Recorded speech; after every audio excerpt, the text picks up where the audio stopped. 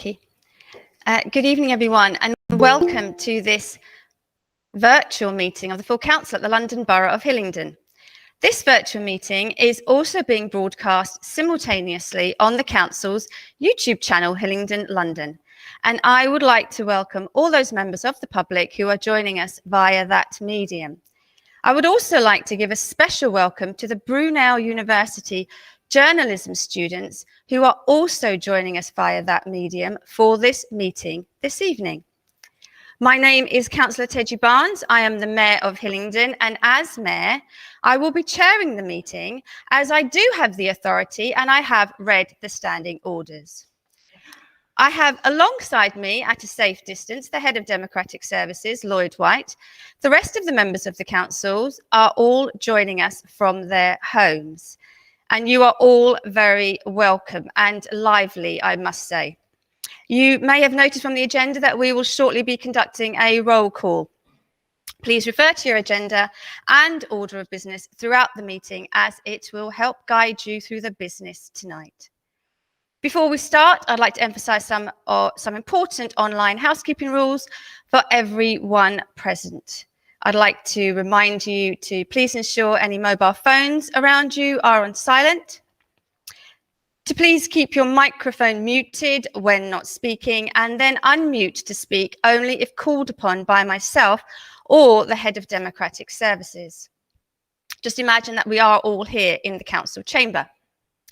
That only one person should speak at a time. So if you do have any noisy pets, please make sure they are in another room locked away. The Code of Conduct rule applies equally to this virtual meeting as to when we meet in person. So I expect an immaculate standard of behaviour. That if you are speaking tonight, and you should have already indicated to the Head of Democratic Services that you wish to do so, please keep it brief and to the point, unless you are one of the speakers who has unlimited time. The traditional timer is in operation at this end, and I will be reminding you when your time is almost up.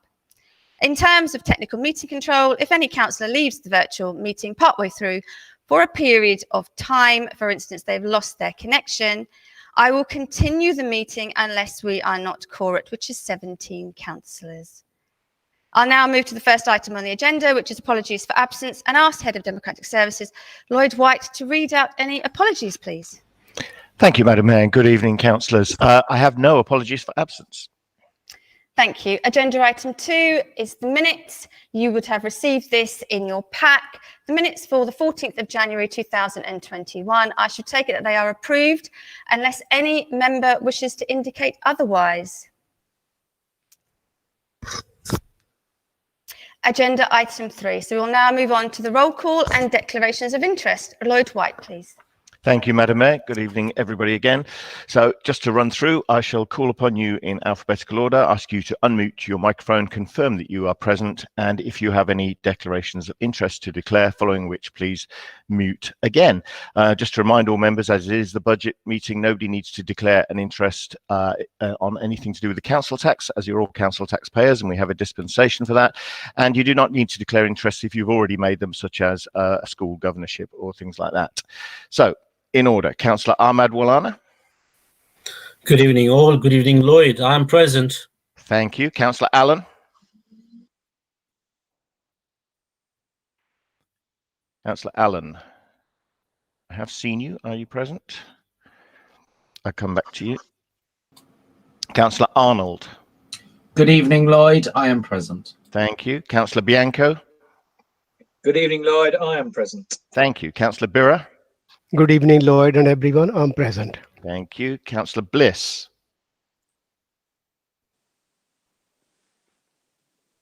Councillor Bliss. I thought I had seen you, but we'll come back to you. Councillor Bridges. I've got it now. I'm present, Lloyd. Thank you, Councillor Bliss. Councillor Bridges. Good evening, Lloyd. I am present. Thank you. Councillor Brightman. Good evening, Lloyd. I'm present. Thank you, Councillor. Councillor Burrows. Good evening, Lloyd and everyone. I am present. Thank you. Councillor Chapman. Good evening, Lloyd. Yes, I'm present. Thank you so much. Councillor Chubadar. Good evening, Lloyd. I am present. Thank you. Councillor Cooper. Good evening, everyone. I am present. Thank you, Councillor Cooper. Councillor Cawthorne. Hello everyone, I am present. Thank you. Councillor Curling. Good evening, Lloyd. I'm present. Thank you. Councillor Dennis. Good evening, Lloyd. I am present. Thank you, Councillor. Councillor DeVille. Good evening, Lloyd. I'm present. Thank you, Councillor. Councillor Dillon. Good evening, Lloyd. I'm present. Thank you. Councillor Dott. Good evening, Lloyd. I'm present. Thank you, Councillor. Councillor Duncan. Good evening, Lloyd and everyone. Yes, I am present. Thank you. Thank you. Councillor Edwards. Good evening, everybody. I am present. Thank you. Councillor Edgington. Good evening, everybody. I'm present. Thank you, Councillor. Councillor Farley. Good evening, all. Present. Thank you. Councillor Flynn. Good evening, Lloyd and everyone. I am present. Thank you. Councillor Gardner. Good evening, everybody. I'm present. Thank you, Councillor. Councillor Goddard. Hello, Lloyd. I'm present. Thank you, Councillor. Councillor Graham.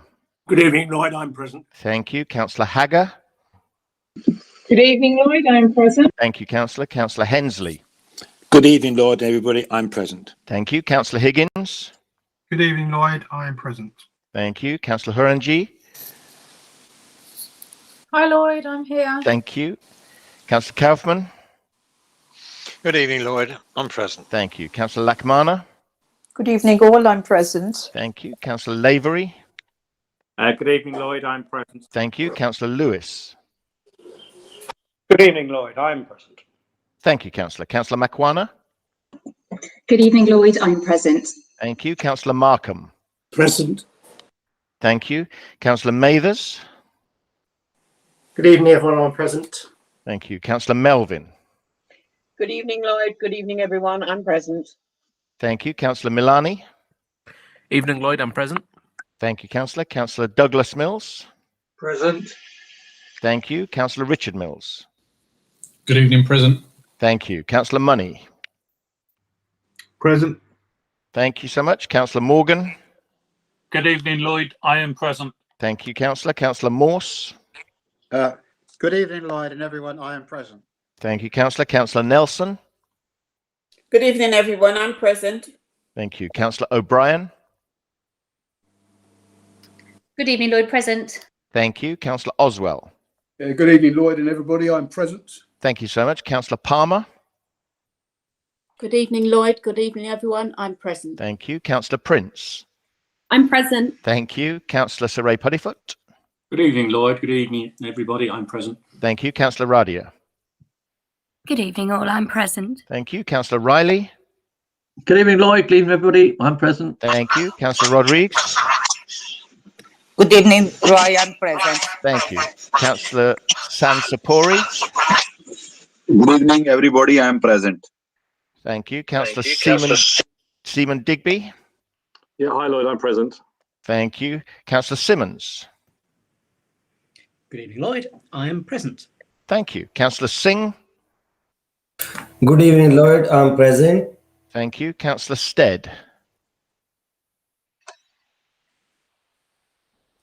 Councillor Stead. Councillor Sullivan. Thank you, Councillor. Councillor Sweeting. Good evening. I'm present. Thank you. Councillor Tuckwell. Good evening. I am present. Thank you. Councillor Yarrow. Good evening, Lloyd. I'm present. Thank you. Mr. Deputy Mayor. Good evening, Lloyd, and good evening, everybody. I am present. Thank you. And Madam Mayor, who is sat beside me. Thank you. In addition to the members present, also the officers present are the Chief Executive, the Corporate Director of Finance, the Director of Planning, Environment, Education and Community Services, the Director of Infrastructure, Transport and Building Services, the Director of Corporate Resources and Services, the Borough Solicitor, Mark Braddock, Nikki O'Halloran, Morgan Iron, Beth Rainey, and 3 colleagues from Finance, Andy Evans, Andy Goodwin and Ian Waters. Thank you very much, Madam Mayor. Councillor Allen is back on. Thank you so much. Thank you, Lloyd. Agenda item 4, the report from the Democratic Services. Lloyd White. Thank you, Madam Mayor. Just before we call upon the leader, I'd just like to refer members to two matters on the order of business in front of you. On item 4.1, the temporary suspension of council procedure rules for this council meeting. It is proposed to amend the recommendations of the report to allow for 3 speakers from each group on the debate on the budget only. In the report, of course, it says 2. And on item 4, which is the programme meetings for next year, the programme meetings, the order of business has 3 amendments to the programme meetings, which are detailed at the bottom of page 2. So that item will be subject to those amendments as well. Thank you, Madam Mayor. Thank you. So part 1, the temporary suspension of the council procedure rules for the current virtual council meeting only. Councillor Edwards. Thank you, Madam Mayor. I move the recommendation as published. Councillor Bianco. Madam Mayor, I second and reserve my right. As there are no other speakers, I will assume the recommendation is approved unless any member indicates otherwise. Part 2, urgent implementation of decisions. Councillor Edwards. Thank you, Madam Mayor. Part 2, as you say, details the 2 urgent decisions made using the urgency procedures, and I ask that Council notes those decisions. Thank you, Councillor Edwards. The decisions have been noted. Part 3, members' allowances 2021 to 22. Councillor Edwards. Thank you, Madam Mayor. We will hear shortly about the increase required in the council tax and social precept, and recognising the impact that these above inflationary increases will have on residents during this difficult economic period. I'm proposing that all allowances to members are frozen at the existing rate for the year 2021-2022. Consequently, I ask that the scheme is amended this year by deleting reference to the in-year increase in line with the annual local government pay settlement in paragraphs 2 and 3 of Appendix A. I move the recommendation as amended. Thank you. Councillor Bianco. And I second that recommendation and reserve my right. Thank you. We have no other speakers, so I shall go to the vote. Leader of the Council, Councillor Edwards, as leader of the Conservative group, does your group approve the amended recommendation? Madam Mayor, yes, the Conservative group approves the amended recommendation. Councillor Curling, as leader of the Labour group, does your group approve the amended recommendation? Thank you, Madam Mayor. Yes, the Labour group approve the amended recommendation. Thank you. Are there any other members that wish to vote differently from their group leaders? If you do so, please do so now.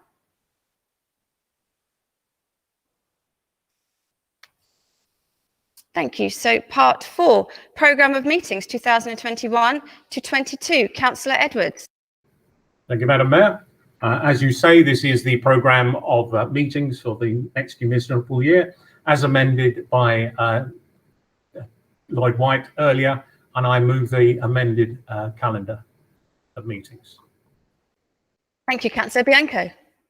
And I second that motion and reserve my right.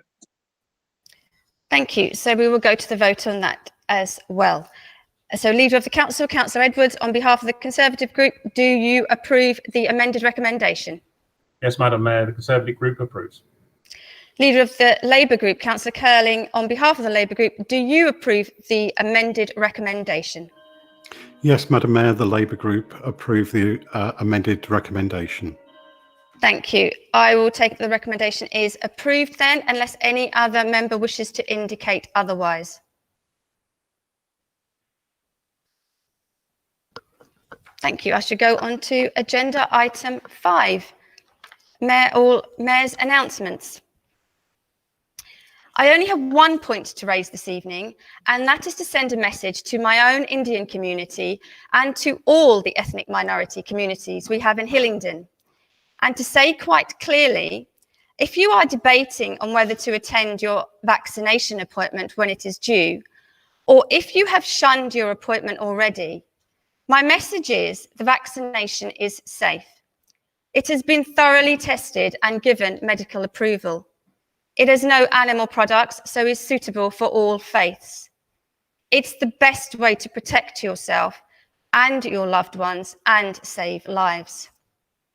I encourage everyone to take the vaccine when it's your turn, just as I will be doing when I receive my GP's invitation. Our vaccination centres are extremely efficient, and the clinicians can best support you if you have questions. By taking the vaccine, you will play a part in the continuous build to protect everyone so that we can finally and safely return to a life where we can mix with our loved ones and our friends once more without any fear. Thank you to everyone involved in administering the vaccine to our residents and to the residents, especially my own community, that have already taken their jabs. And let's continue to keep Hillingdon safe. I will now go on to item 2, which is the COVID response by the council from the leader of the council, Councillor Edwards. Thank you, Madam Mayor. The good news with regards to the fight against COVID continues, with the most recent being the Prime Minister's roadmap for ending the lockdown, a cautious plan that should prevent future lockdowns, an approach that sees the country moving together. The temptation is to believe that the battle is won, and the danger is that residents will begin to ignore the restrictions that remain necessary to ensure that we can stay on track to achieve the ending of all restrictions on the 21st of June or thereafter. Members continue to have an important role to play, not only through their own observance of the regulations, but by influencing their communities to stay the course, follow their rules, and as you have done, encourage their residents to get vaccinated and see this battle through.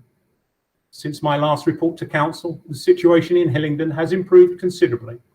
On the 14th of January, our rate of infection, a 7-day moving average per 100,000 residents, was 799. This has now fallen to 120. The positivity rate, which is the percentage of residents tested that are found to have COVID, was then 22.3%. This has fallen to 6.4%. But London, as an average, is at 4.8. Hillingdon, Hounslow and Ealing continue to have the highest infection rates in London and are amongst the highest rates across the country. Whilst we are making good progress, we are a long way from being out of the woods. Recently, an additional 9,788 residents have been added to the list for shielding, taking the total to 27,464. With shielding expected to end at the end of March, the additional burden on the council is limited. We are required to contact all those on the list, but typically this does not result in a request for additional support. Separately, government has provided additional funding for us to write to all shielded adult residents, inviting them to apply for a postal vote ahead of the GLA election. The good news continues on the vaccination front, with North West London amongst the best performers. The target to vaccinate the top 4 cohorts, those aged 70 and above, care workers and the clinically vulnerable, was achieved, with more than 87% of each age group having been vaccinated. The latest data is that the vaccine coverage, that's people having had 1 dose, has now reached 30% of the borough's current eligible population, that being all residents over 50, care workers and the clinically vulnerable. And again, we are on course to meet the second target date of May. Joint work is being undertaken with success to persuade the hesitant to be vaccinated. A strong network of community groups and leaders is being engaged to spread the message of the importance of being vaccinated. Also, several videos in second languages are being made by community leaders, and colleagues within this chamber have offered to help in this endeavour. The second strand of the strategy to exit the lockdown is to ensure strong local asymptomatic testing capability. Hillingdon is again ahead of others, with 6 testing sites across the borough, giving good access to residents, and a 7th opening soon. The local publicity campaign to encourage those without symptoms to be regularly tested has commenced, and I commend this service to you all. The number of tests conducted daily in Hillingdon is amongst the highest in London, and we have the capacity to ramp up the testing even further should a variant of concern, the South African or Brazilian variants, be identified in Hillingdon. We are also working with our secondary schools and colleges to ensure that they have both the equipment and the additional staff to allow them to conduct on-site testing for their pupils when they reopen. The third element of the strategy is the contact tracing service, where again we are prepared and performing well. The latest data I have is that we are contacting 88% of residents referred to us by the NHS track and trace service. Once again, this is amongst the highest performing in London. I would like to reassure Council that the immediate financial impact of the pandemic is contained within the additional government grants and the £9.1 million earmarked COVID reserves. However, there continue to be uncertainties, with the latest being a government delay in our issuing of business rate demands. This is unlikely to impact our bottom line, but could have a short-term impact on cash flow, which we are comfortably able to withstand. In closing, I would like to add my thanks also to our partners, to our community volunteers, and to our staff who are working tirelessly to help keep us all safe. And Madam Mayor, while I have the floor, if you would allow me, I would like to take advantage by sharing a good piece of news unrelated to COVID that I received on Tuesday, which I'm confident will be of interest to Council and residents. Madam Mayor, you will be aware that Hillingdon has been in dispute with High Speed 2 over the lack of information they have been provided in support of planning applications. A small matter involving a newt pond has gone all the way up through the courts to the Supreme Court, who 2 days ago refused to hear an appeal against a decision of the appeal court that had ruled in Hillingdon's favour. This means that law on High Speed 2 planning applications is now settled once and for all, and it is in our favour. High Speed 2 Limited will now have to provide the Council with sufficient information in order for us to properly determine their applications, which they have been refusing to do up until now. High Speed 2 Limited have also been ordered to pay the Council's costs, which will be about £20,000. I'm sure Council will join with me in thanking the Borough Solicitor and our planning officers in securing this fantastic ruling, which will better enable us to mitigate the impacts of High Speed 2 on our residents. Thank you, Madam Mayor. Councillor Edwards, thank you for that. Thank you for your statement and thank you for the good news at the end. Yes, well done. We will now move straight on to agenda item 6 and the General Fund Revenue Budget, Housing Revenue Account and Capital Programme 2021 to 22. Councillor Flynn. Thank you, Madam Mayor. I would like to move the suspension of Council Procedure Rule 14.4 to allow unlimited speaking time for the mover and the seconder of the motion and the principal speaker and seconder of the amendment from the Labour Group. Thank you. Councillor Ardia? Thank you, Madam Mayor. I second and reserve my right. Thank you. So, Councillor Goddard, it's you to... Oh, sorry. Oh, sorry. Leader of the Council, Councillor Edwards, do you agree the motion to have the unlimited speaker time? Madam Mayor, yes, we agree. Thank you. Councillor Curling, as leader of the Labour Group, do you agree the motion to have unlimited speaking time? Yes, For Madam Councillor Mayor. Goddard, thank you so much. So over to you, Councillor Goddard. Thank you, Madam Mayor. In the 12 months which have passed since this administration's last budget, we have experienced many changes here in Hillingdon, some welcome, some not. However, there can be little doubt that the landscape which we contemplate today has dealt us both challenges and opportunities for the year ahead in equal measure. Madam Mayor, COVID-19 has been with us now for just about a year.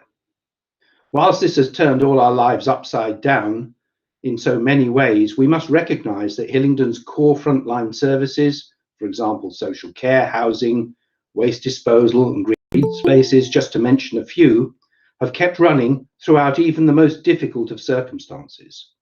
And we must record our thanks and appreciation for the sterling efforts of our officers and staff in maintaining them.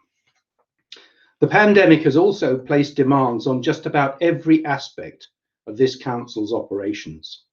Let me provide you with a summary of just some of the key achievements.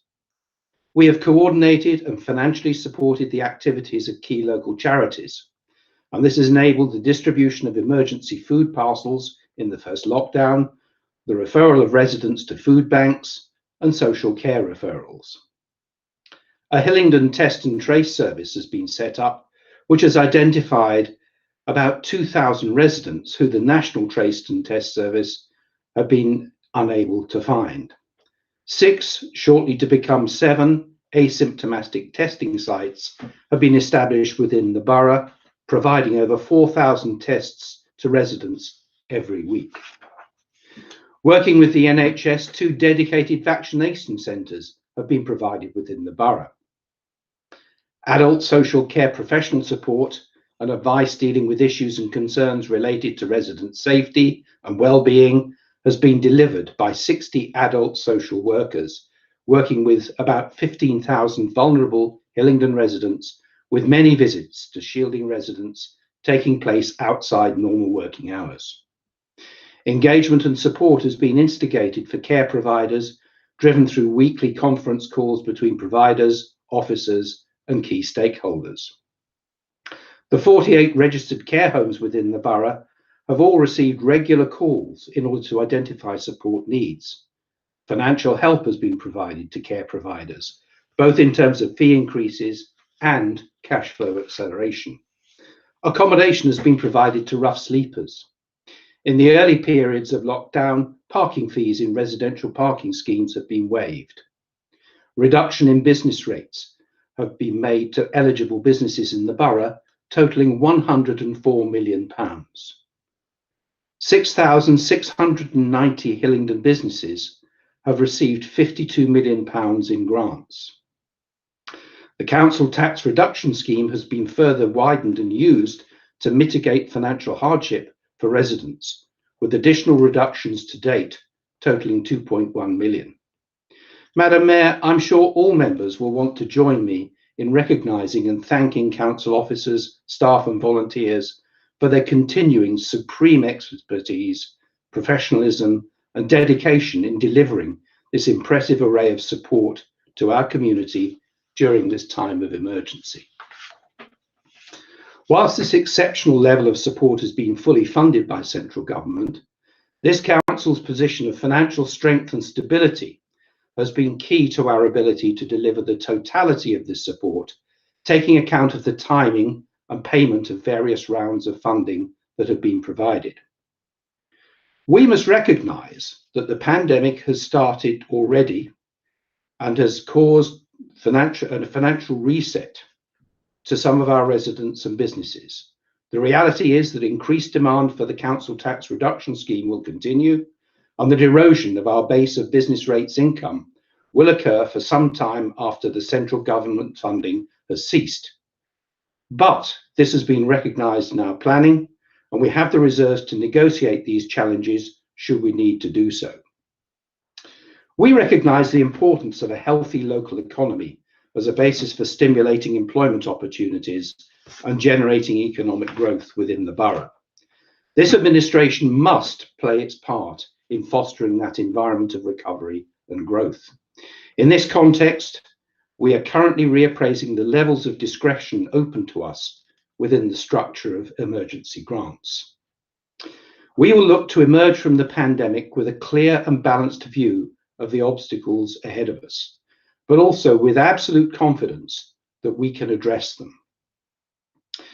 Madam Mayor, it is notable that the Labour-dominated London councils has estimated that beyond the central government funding for COVID already announced, there is budget pressure totaling £1.1 billion, which will fall upon the 32 London boroughs, and will, according to them, put councils' financial survival in doubt and will trigger short-term emergency funding cuts.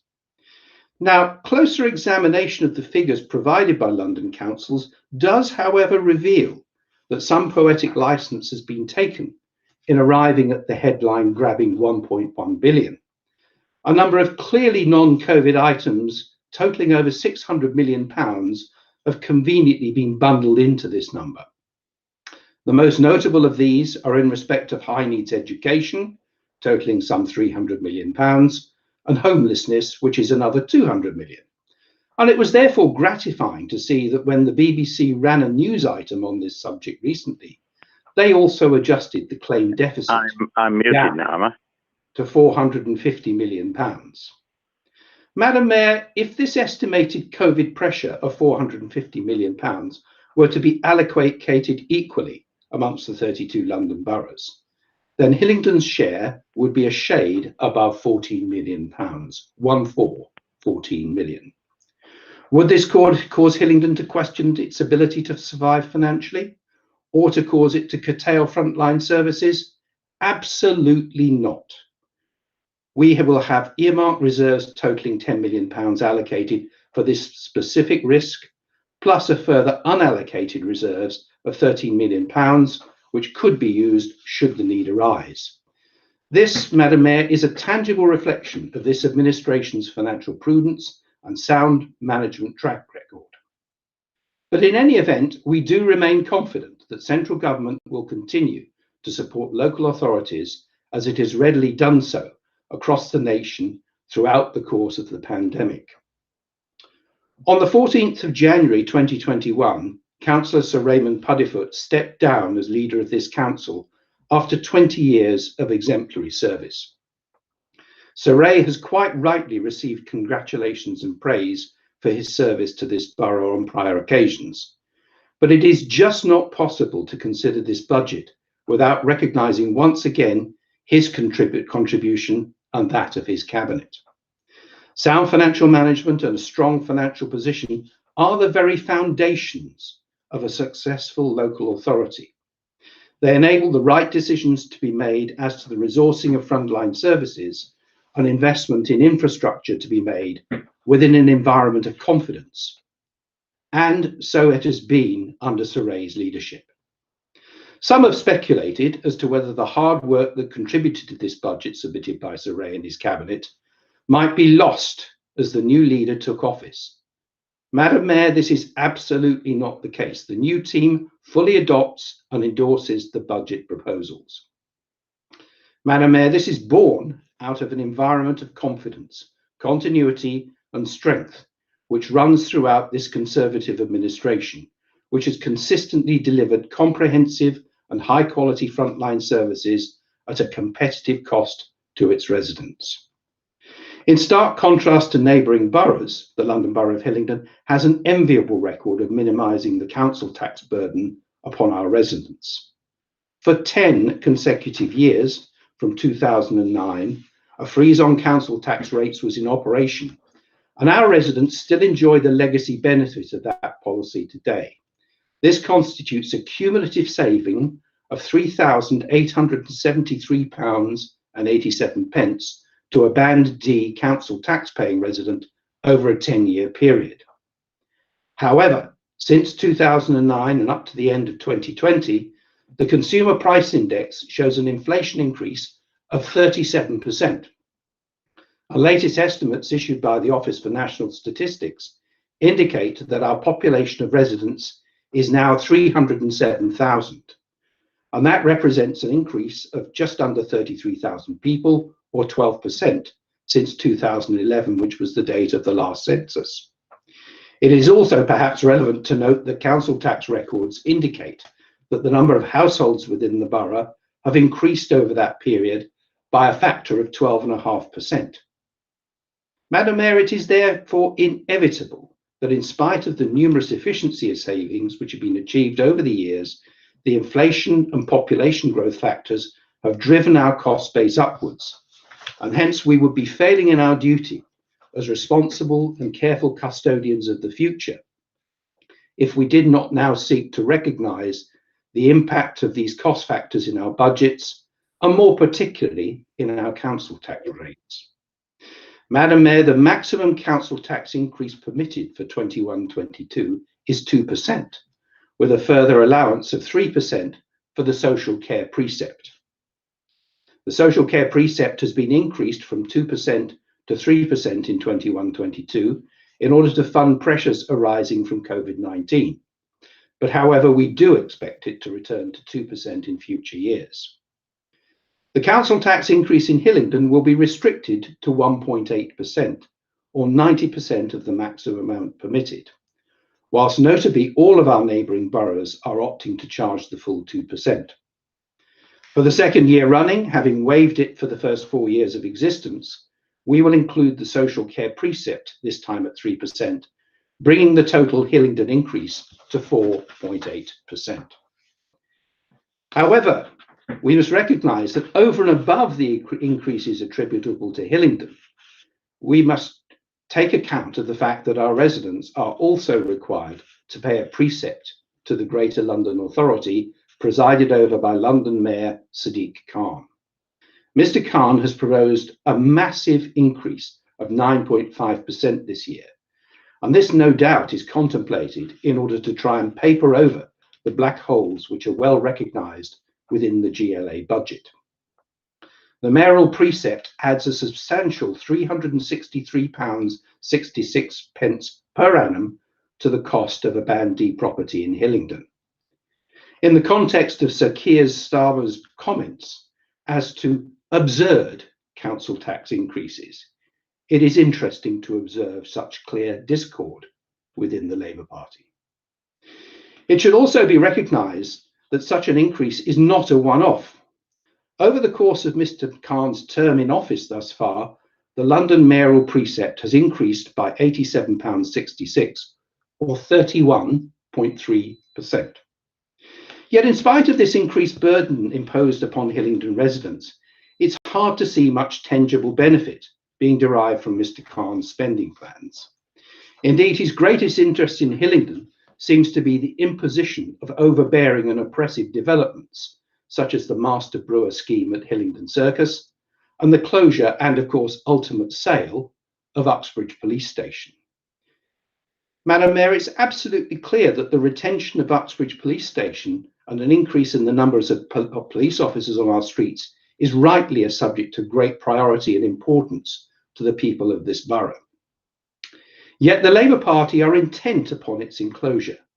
This will become fully apparent when we come to debate their amendments to this budget. Then we must note the incompetence of Mr. Khan's administration, the continuing delays and incomprehensible cost overruns which characterise his management of the Crossrail project are not only frustrating, but also, I would suggest, profoundly damaging to the best interests of residents and the business community of this borough. Madam Mayor, let me offer a comparison to the impact of these changes on the annual council tax bill on a Band D property here and in neighbouring boroughs. In Hillingdon, the cost will amount to £1,603.38 per annum. In Ealing, the equivalent cost will be £1,664.65, a greater cost of £61.27 per annum. In Hounslow, it is £1,702.23. That is £98.85 more. And in Harrow, they are looking at a massive £1,962.36. That is an annual cost difference, Madam Mayor, of £358.98 per annum. Madam Mayor, the older people of this borough have benefited from a freeze in council tax bills for the last 14 years. On a Band D property for a resident who qualified in 2007 and will remain resident in the borough through 21-22, this amounts to an impressive cumulative saving of £4,786.16. With effect from the 1st of April 2021, those Hillingdon residents who have enjoyed the benefits of these savings in the past will continue to receive them, albeit that going forwards, their council tax bill will be subject to the same annual increase as incurred by other residents. Madam Mayor, may I now turn to the question of the services that this administration will deliver to its residents. May I remind anyone who is unsure that this borough still offers 17 libraries, an array of award-winning parks and green spaces, which of course have been so important to our residents throughout the pandemic. Free garden waste collection for all. Free bulky waste collection for the over 65s. Weekly refuse collection. 30 minutes free parking for all and special discounts for residents. A brown badge parking scheme for the over 65s.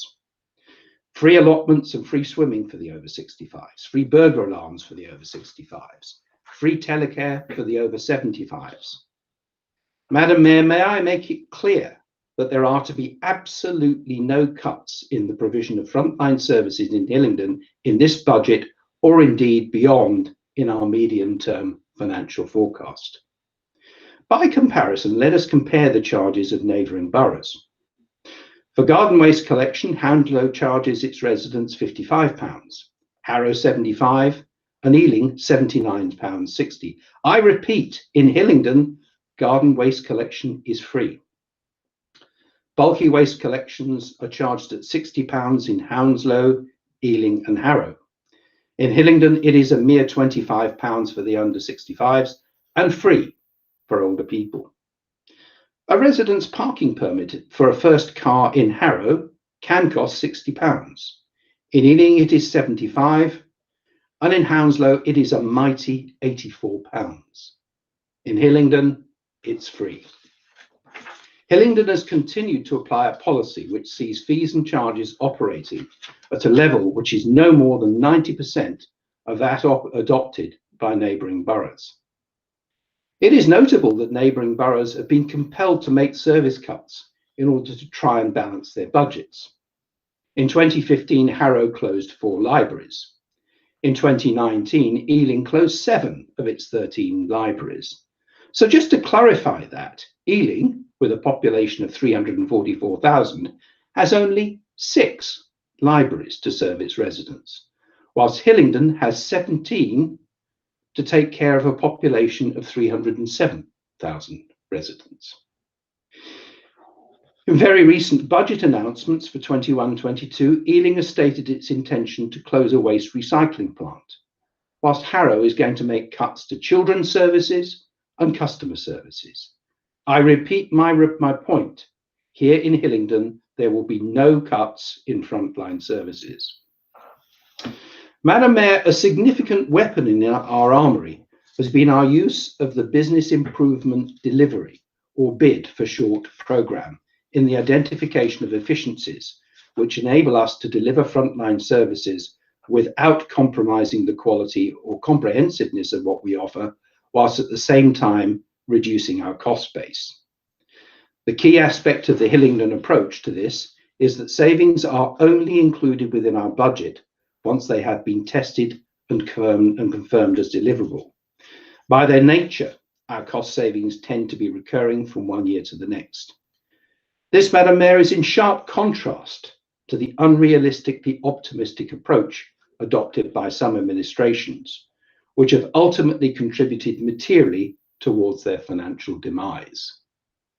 Indeed, it is notable that the London Borough of Hounslow has recently announced that it must identify 6.4 million in savings for 21-22 in order to deliver a balanced budget.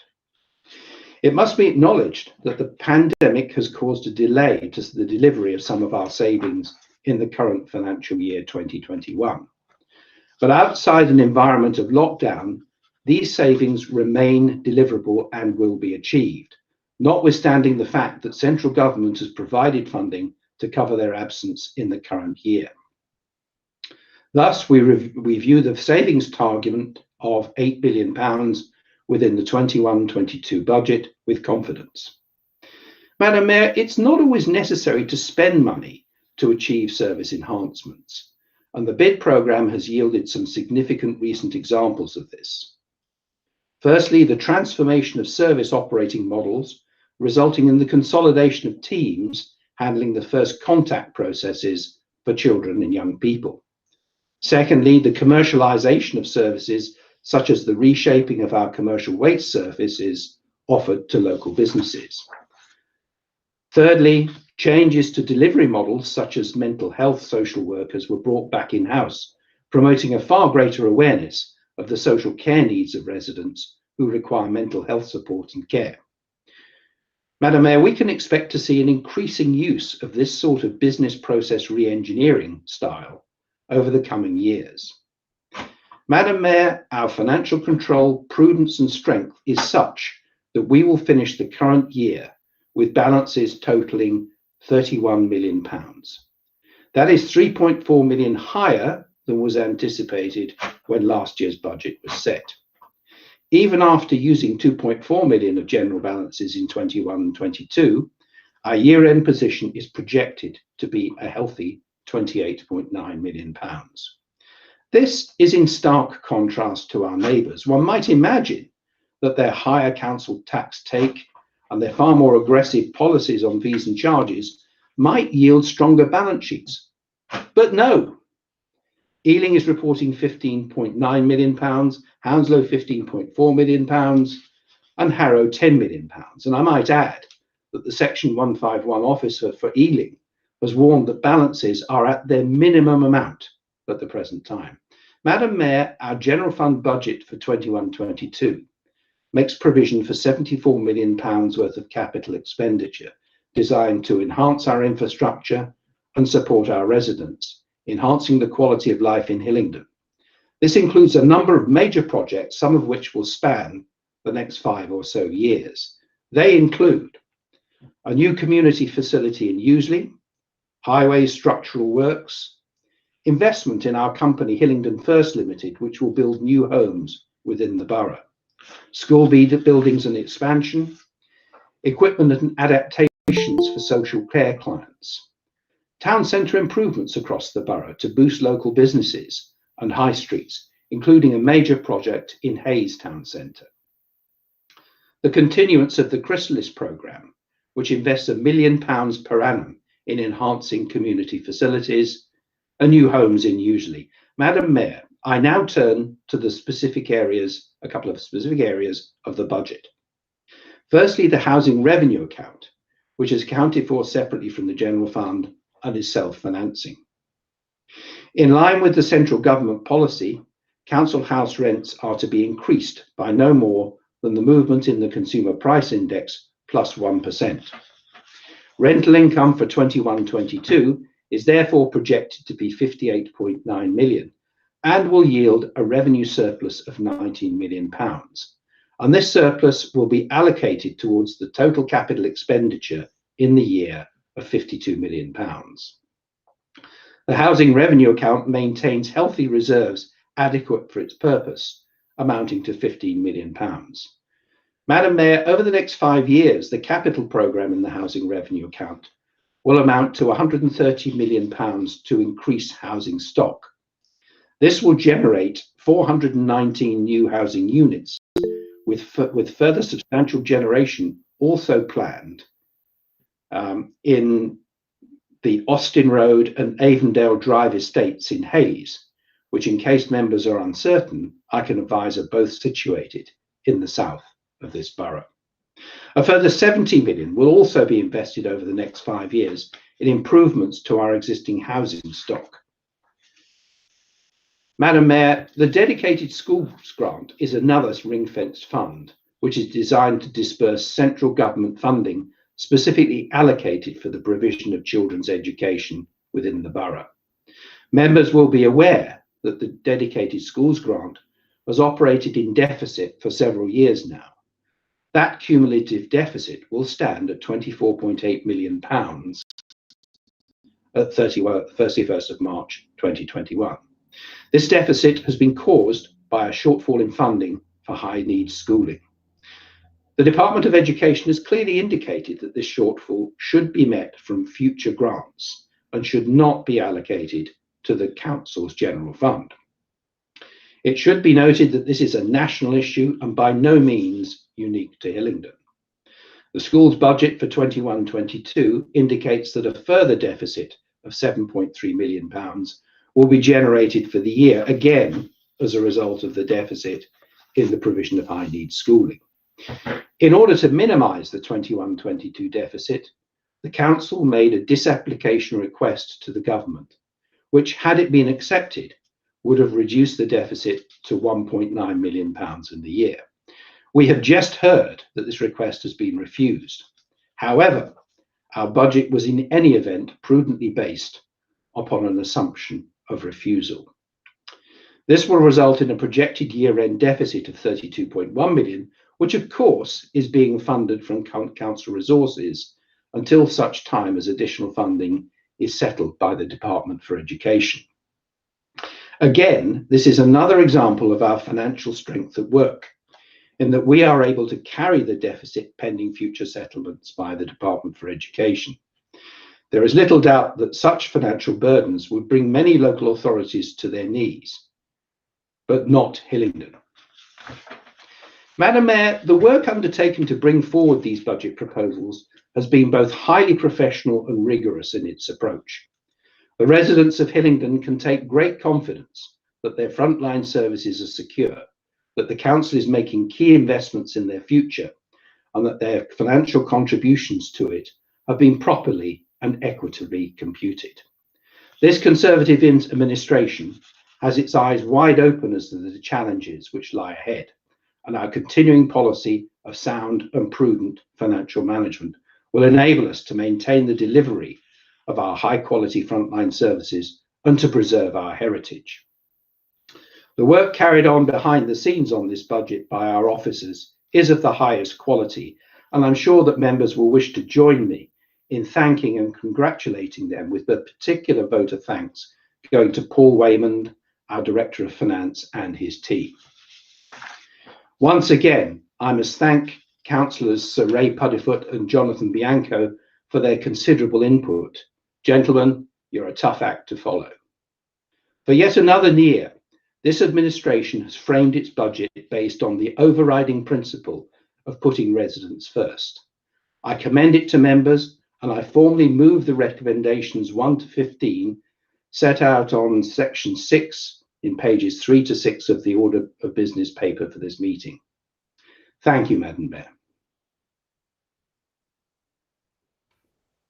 Thank you, Councillor Goddard. Can I just remind members not to use the chat facility for comments, as this is regarded as heckling? Councillor Goddard, could you please put yourself on mute? And we should go to Councillor Edwards, please. Madam Mayor, thank you very much. I am delighted to formally second such a strong presentation by the Cabinet Member for Finance.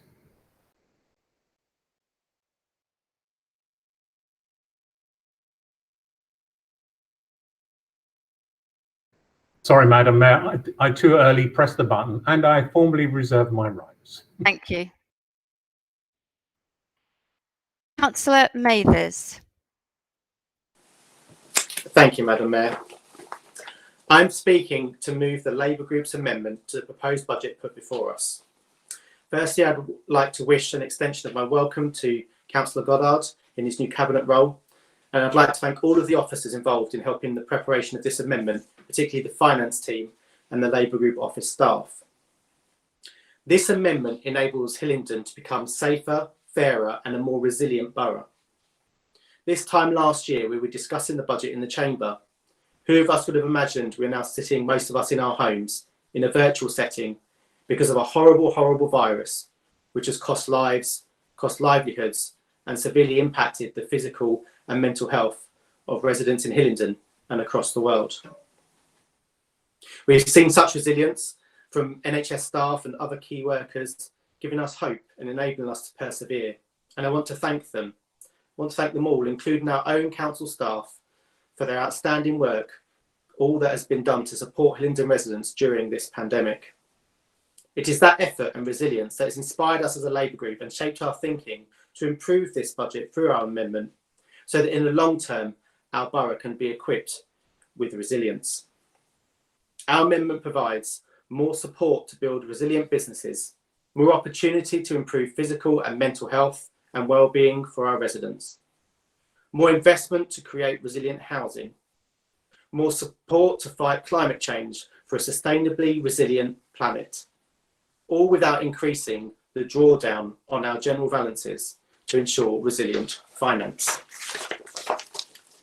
Our amendment is necessary as it helps reverse some cuts Cuts that now is not the time to make.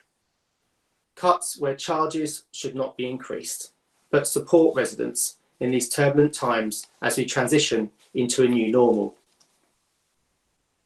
This administration prides itself on having a 90% fee or charge in comparison to its neighbours across London. We've just heard a significant amount of that in Councillor Goddard's speech.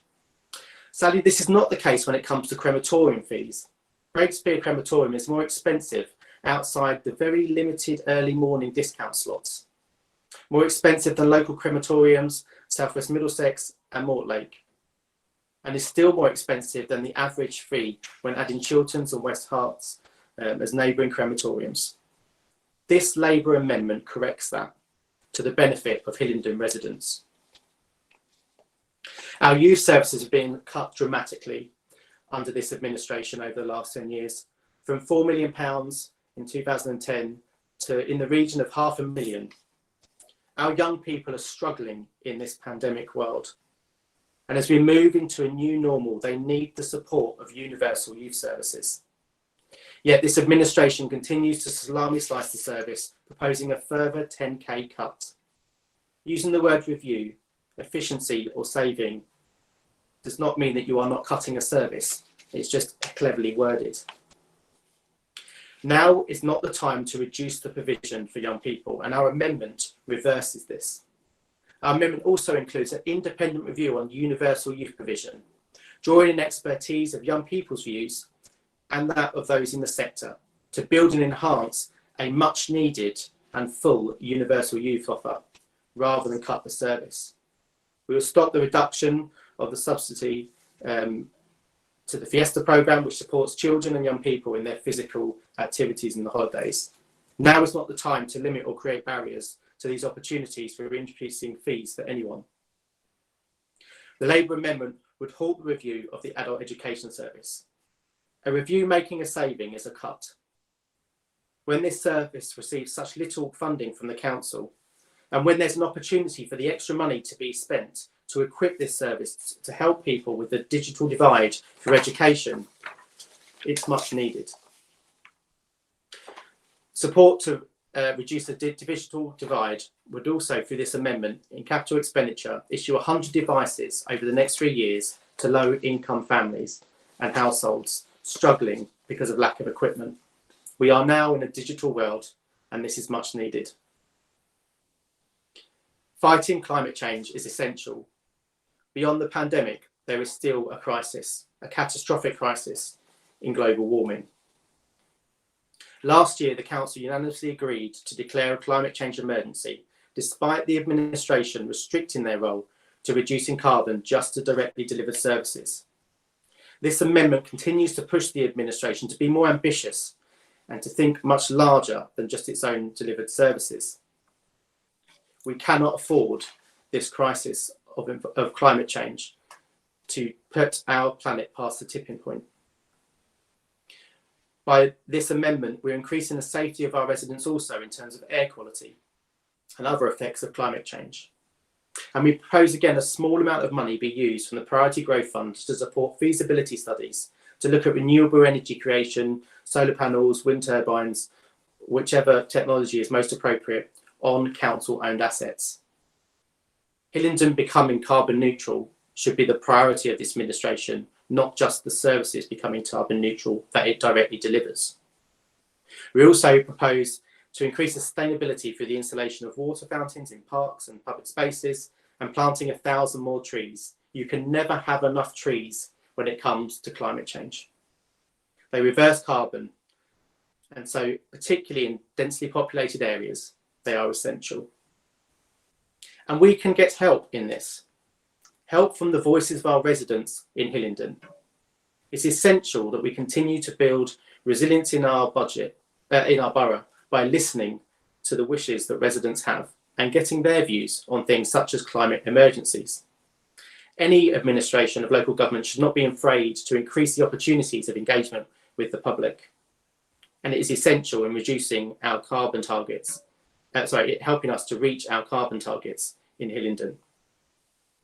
So as part of this amendment, we would fund the introduction of a climate emergency residents forum, supported by extra officer capacity and with the financial resources to innovate and raise awareness as an essential tool to ensure accountability and progress on the Climate Change Action Plan.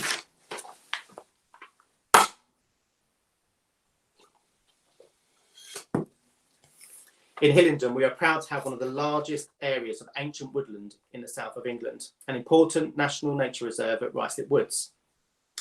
And yet, over the years, funding for the work in maintaining these woods has gradually reduced. The coppicing of the broadleaf woodlands and control of invasive species is much less than previous. This is partly caused by lack of officers available to organise essential activities to maintain a healthy woodlands, but similarly, the pandemic has increased footfall in the woods, so additional work is now necessary to maintain paths and fencing. The recent extension of the woodlands to include copsewood has attracted some outside grant funding, but it's important to ensure there's sufficient resources to preserve these important woodlands for current and future generations to enjoy, and our proposal for an additional officer will help achieve this crucial goal. This amendment, Madam Mayor, develops physical and mental resilience and supports residents to do so. It's important that local authorities maximise their efforts to mitigate the long-term effects of coronavirus on our residents. And we have heard some of that work this evening, and that does not go ungratefully. This amendment, however, builds on the budget, a resilience for the new normal. Young people need support, and the Youth Services Review provides that, as does repurposing capital youth spend, so there is more opportunity and space for young people to get physically and mentally fit and to get the support they need. So we would repurpose the youth provision capital to ensure that there was provision as promised and actually purchased that second youth bus, but also repair Northwood Youth Centre, where it's unusable at the moment due to damage. We'd expand the criteria of the current Capital Youth Fund to include all youth organisations, including our own Universal Youth Service, to invest in capital items that enable and support more opportunities to meet young people's wellbeing in the borough. We've also apportioned an additional £50,000 to be provided specifically to support the mental health of under 16s. The pandemic has made it clear that being physically fit boosts your immune system, something we always knew but never felt so acutely as during this time. Hillingdon has a challenge in the level of its obesity of residents, particularly in children. This is not just a Hillingdon problem, but in children it's particularly poor compared to other London boroughs and other local areas. But this amendment provides opportunities to boost physical health through introducing a new hardship fund, providing a 25% discount for low income households to gain gym access, and also providing outdoor gym instructors. This pandemic, unfortunately, has had its toll on the mental health of many in our community. So we are proposing a small amount of money to invest in training our staff, our very capable staff on the front line, to give them a great awareness of mental health conditions and help them signpost, not diagnose or treat, but simply signpost people to relevant organisations so residents can access appropriate support and the symptoms and behaviours of those struggling with mental health can be more easily recognised. This is an area to potentially expand across the wider workforce and into other organisations and agencies in the future.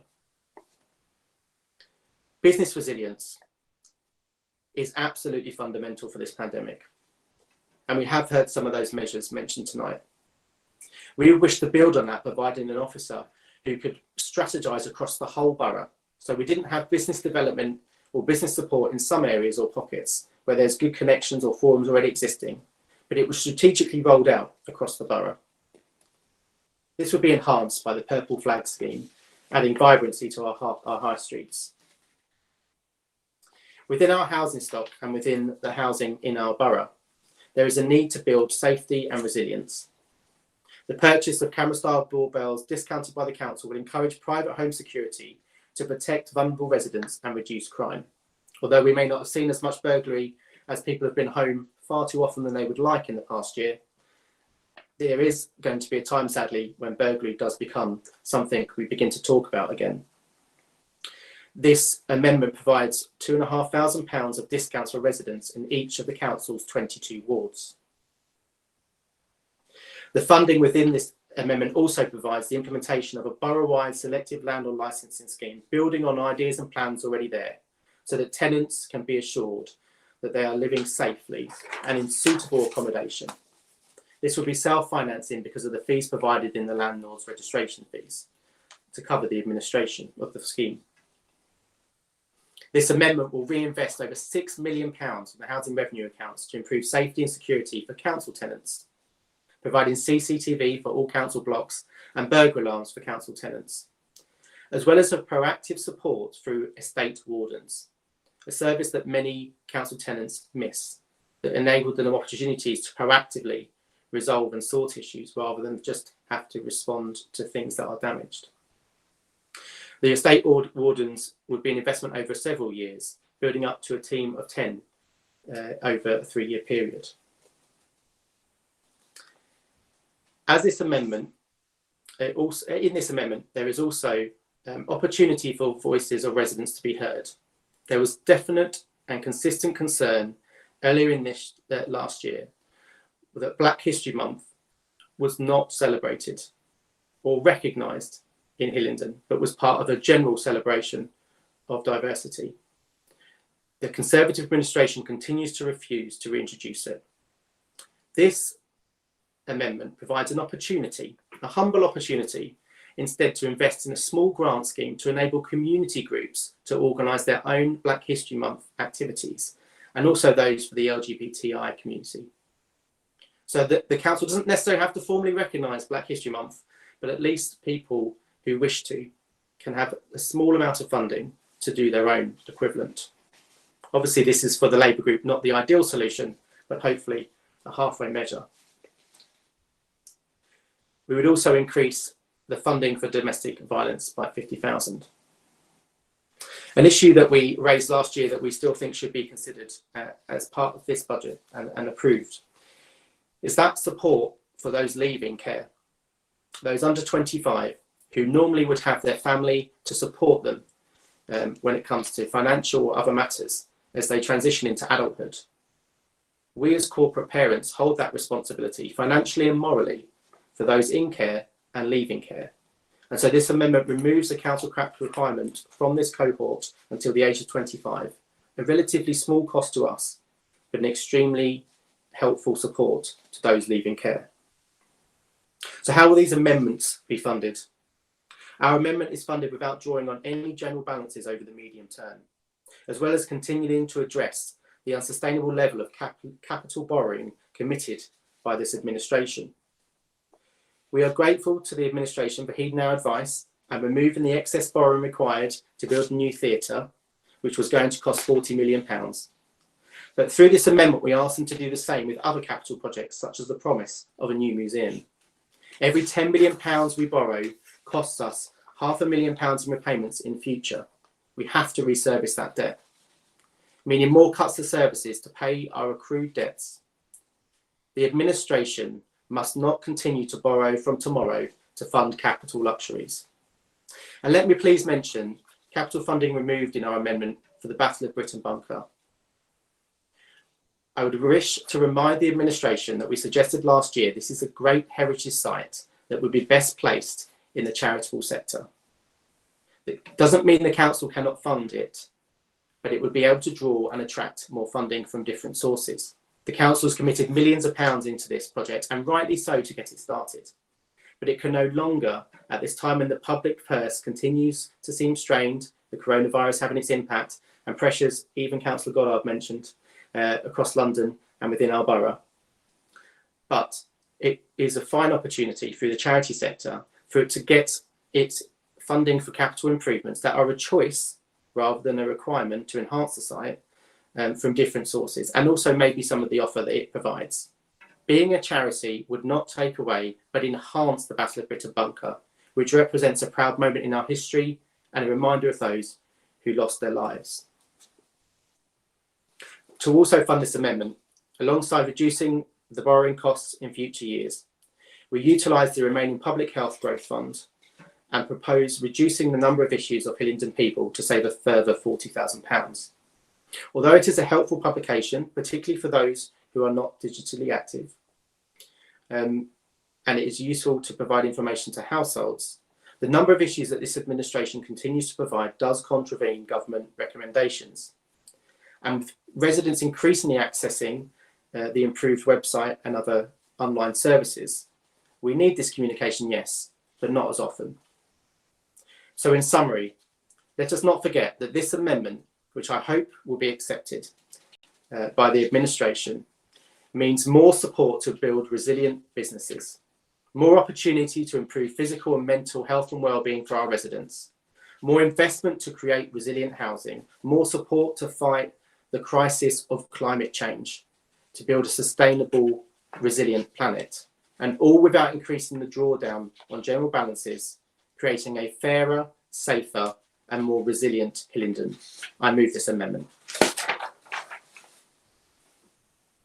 Thank you, Councillor Mathers. Councillor Dillon.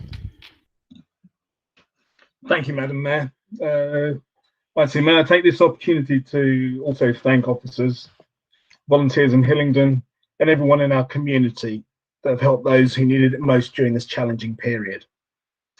Andy and Ian in Finance, thanks for your assistance with the budget amendment, and to all those in the Labour group for their time on Zoom, and especially Beth.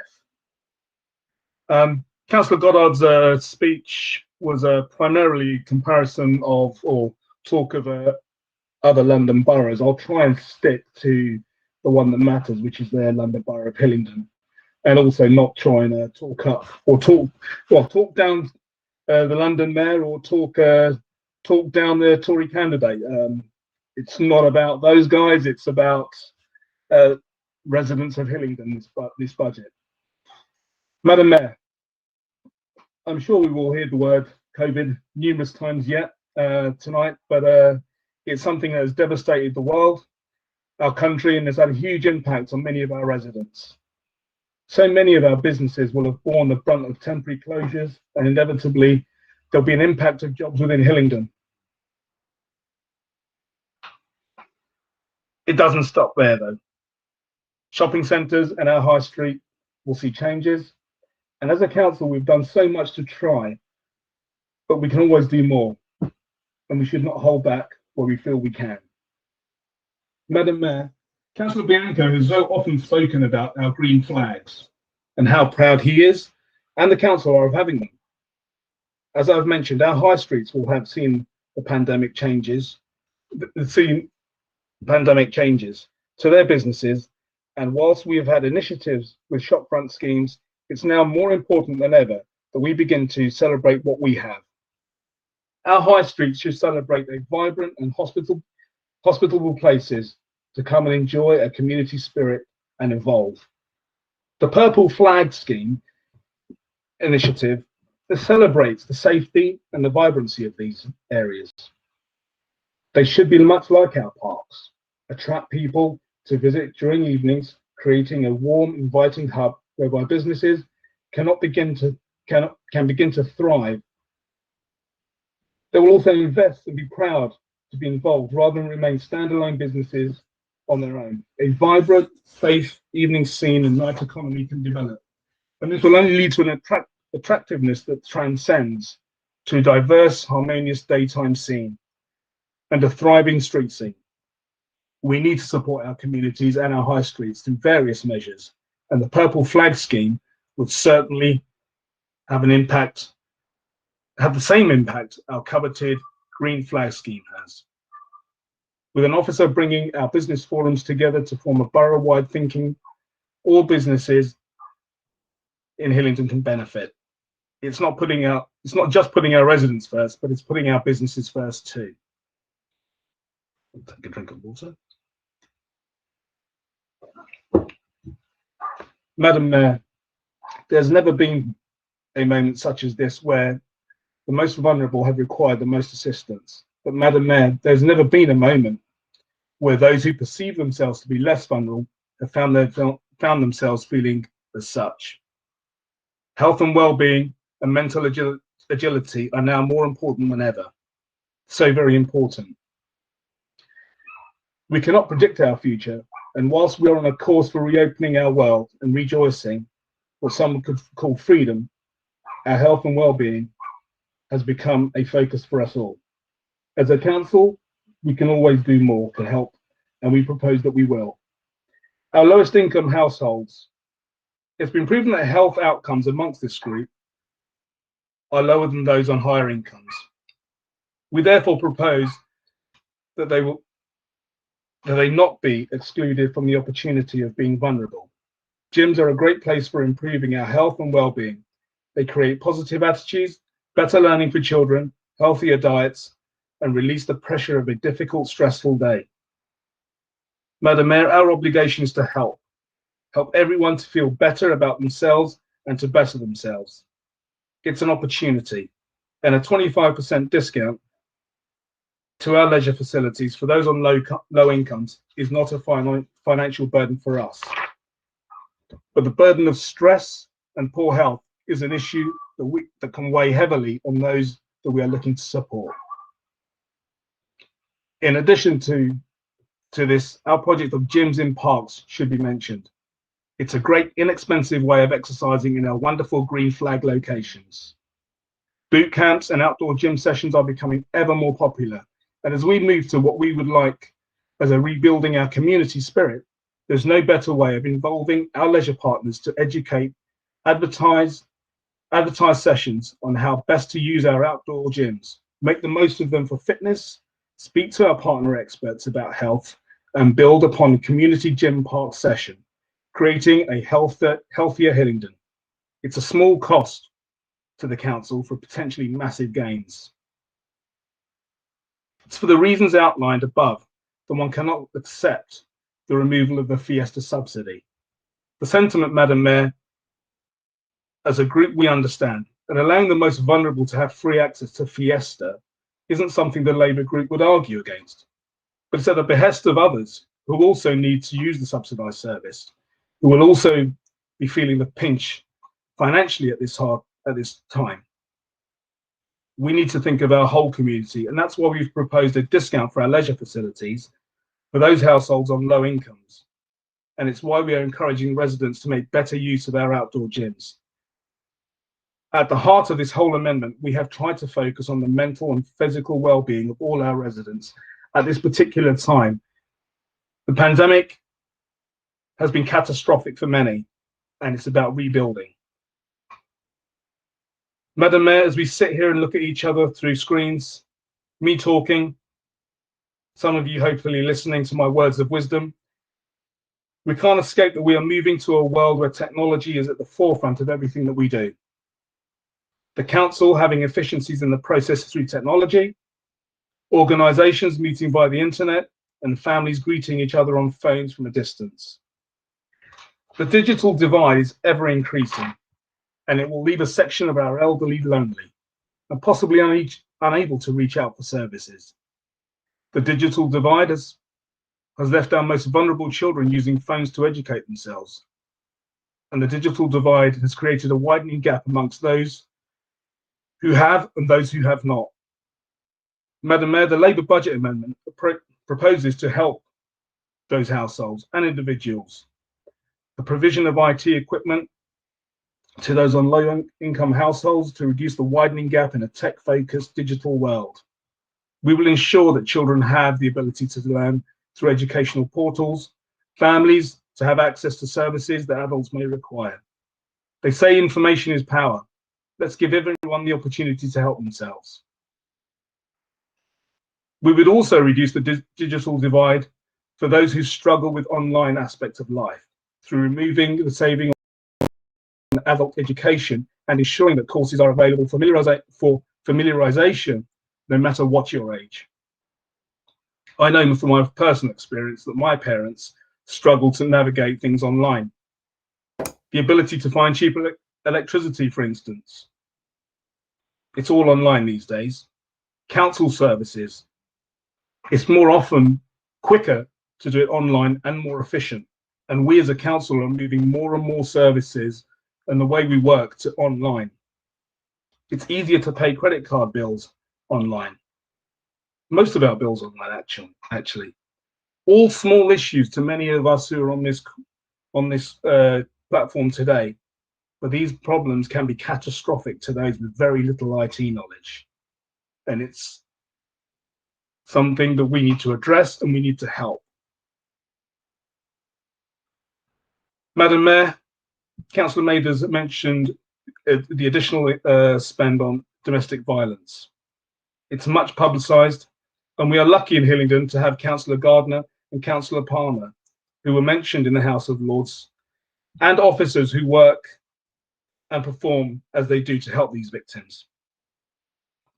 Do they perform miracles? I think they do. Taking someone from situations some of us are privy to is a miracle to those in that situation. I'd say they save lives, and I know we'll thank them all for their continued hard work and harrowing work.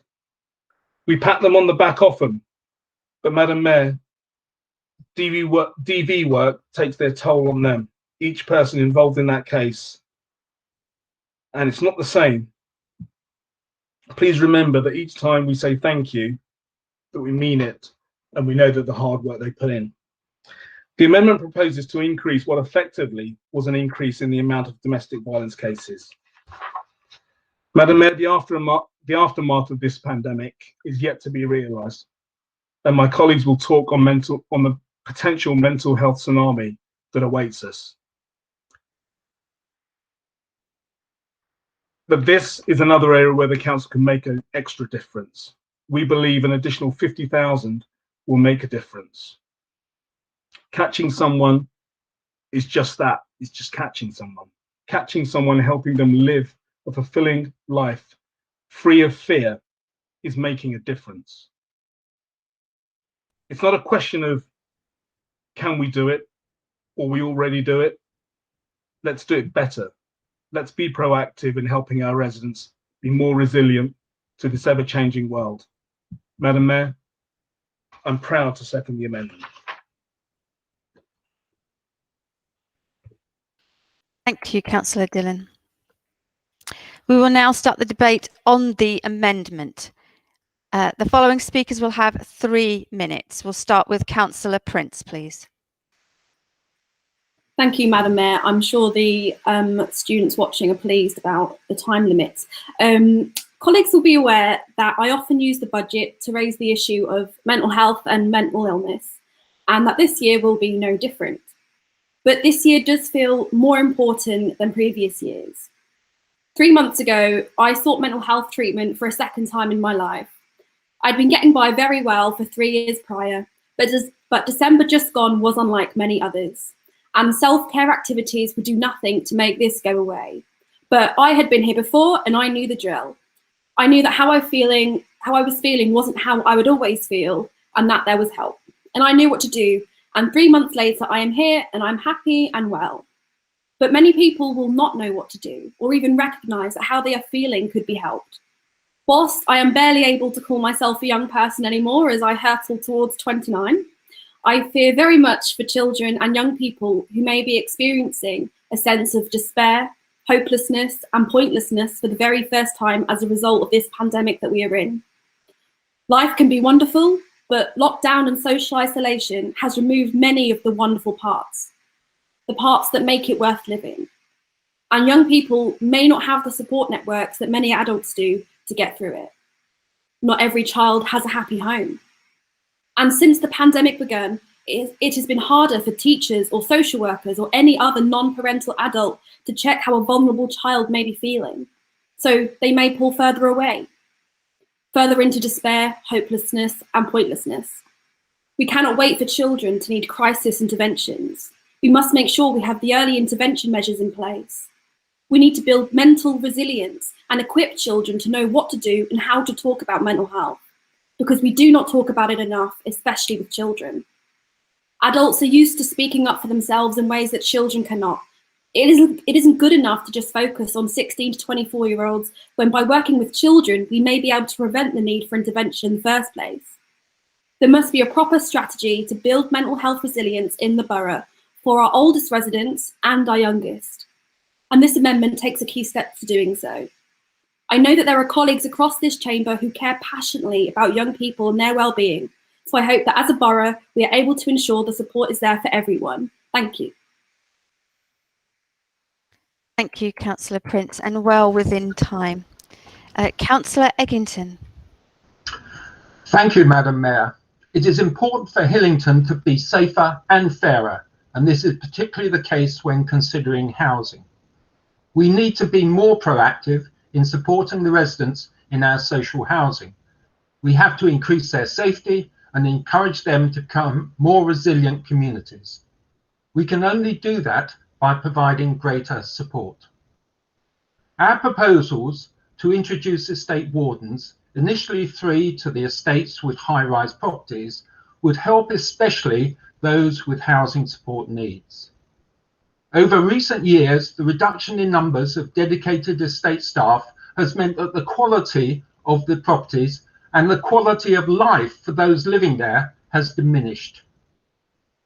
Having regular attendance of well-trained staff should help to reverse that trend and improve the estates. Antisocial behaviour is an ongoing concern for so many of our constituents. We will introduce CCTV to all of our housing blocks, which will reduce such distressing activities. It should help to remove illegal activities such as drug dealing and prostitution from those areas. We need to be able to help our residents, making their safety paramount. When we look at the statistics of burglaries, it is notable that a higher proportion are in wards with more social housing and more deprivation. The crime is often at the properties left empty during the day, when families are all out at school or at work, although not, of course, in the last 12 months. Therefore, we will address the current unfairness and extend the free burglar alarm scheme to our tenants, many of whom will be out during the day when opportunist burglars are about. And we are not forgetting those other Hillingdon residents. 1 minute, Councillor Eggington. Sorry? 1 minute, Councillor Eggington. 1 minute, thank you. And we are not forgetting those other Hillingdon residents. We will set up a scheme to provide 10% discounts for other families to acquire camera-style doorbells and passive infrared sensor cameras. The use of such equipment provides assurance to the occupiers, as well as the possibility of evidence for the police. Such equivalent, like the alarms which I have previously mentioned, are a serious deterrent for the wrongdoers. These are modest plans to improve our borough and to improve life for everybody living here. These plans are ways in which Hillingdon can be safer and fairer. I support this amendment and I ask all councillors to follow my lead. Thank you. Thank you, Councillor Eggington. Councillor Sweeting.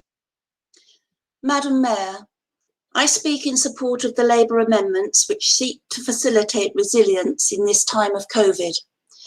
COVID has shone a spotlight on those who are struggling the most, and history will look back on this time to see how councillors responded to the tsunami of despair which COVID has wrought. It will ask whether we did enough to support those who were bereaved, have lost livelihoods, and the generation who have lost schooling, lost friendships, and are fast losing hope. The Labour Group amendments seek to roll back some of the higher fees and cuts to services presented in the Council's budget, which asks many who are suffering financially to pay more for services they will need when the COVID cloud is lifted. The added cost will affect all residents, some able to afford them and some who will not. But surely it is up to us to lessen the financial load which the pandemic has caused. Has the Council's budget delivered this? I am afraid not, as it proposes to cut yet again in its own youth services. Just under a minute. So our young people who have suffered so much will have even less. Families will pay more for holiday clubs at a time when our young need the mental healing which such clubs provide. 50,000 taken from our children's pockets for their clubs when Hillingdon has wasted so many millions in expanding some primary schools whose extra places will never be needed. Labour would reverse these cuts and increases whilst also undertaking a much needed and long review of the council's universal use services. The council plans to cut all financial support to adult learning at a time when this wonderful service is needed to help to heal. Hillingdon residents will already have to bear the extra increases in council tax, parking and sports activities. And for many, the balance will be the extra costs against a dwindling family income. Families facing extra costs of their children attending holiday clubs may have to think again. The Labour amendments propose no cuts to adult learning, no cuts to universal use services, and no extra costs for holiday play schemes, which will allow our children to play again. A fairer and a safer Hillingdon for all would be delivered by supporting the Labour group amendments. I ask you all to support this amendment budget. Thank you, Madam Mayor. Thank you, Councillor Sweeting. Councillor Bianco.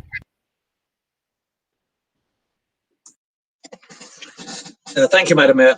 Madam Mayor, it falls to me to respond, to make the sole response from this administration to the Labour Party amendment to our budget. However, before doing so, may I congratulate Councillor Goddard on his maiden budget speech and for his kind words and the excellent messages contained in it.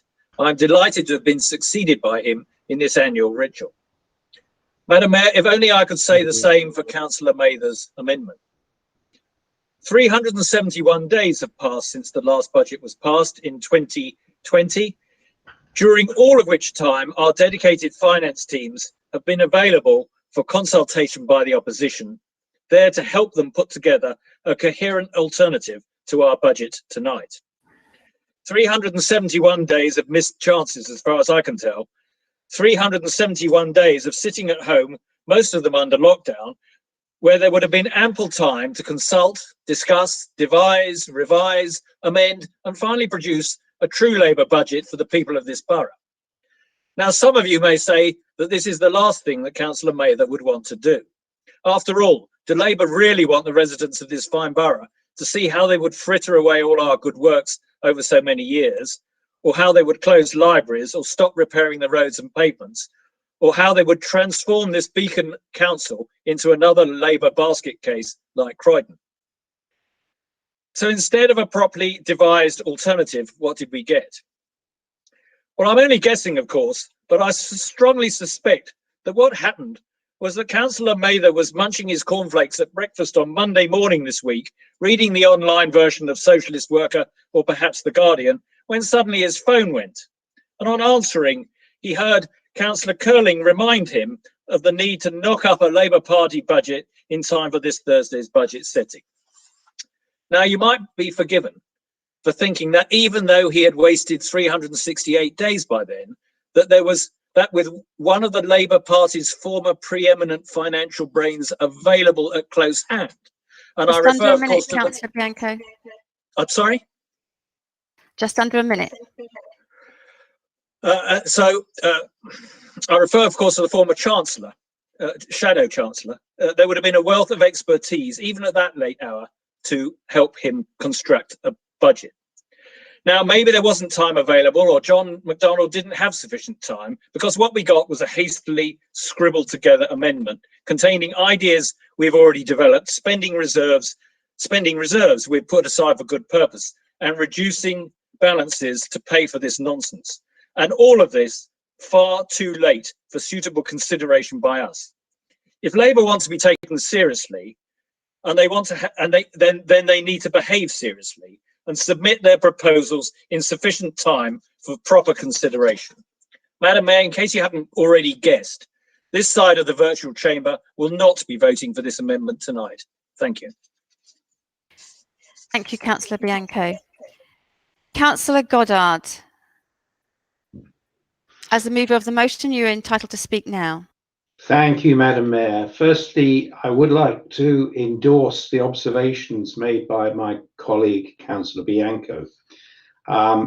If we look at the features of this amendment, we are looking at a total of £1.2 million worth of expenditure in the revenue account. Without delving into the detail of these proposals, this additional spend results in a multitude of small measures, and it's hard to imagine that any of those individually can improve the quality of life to be enjoyed in this borough. What I find particularly disappointing, however, is that with the exception of one item amounting to £40,000, none of this additional expenditure is to be funded by savings. At present, and here I'm puzzled by the comments made by Councillor Mathers, because it appears clear to me that these proposals would reduce the general fund balances and reserves by a total of £1.16 million. And surely at a time when we're about to negotiate our emergence from COVID, a reduction in our financial strength and capacity to withstand some of the force winds surely cannot be supported. Equally, if we look at the housing revenue account measures, we have £650,000 across the 5 years, future 5 years in terms of the warden provision. The capital cost of providing the CCTV will also add to revenue costs because of the debt service.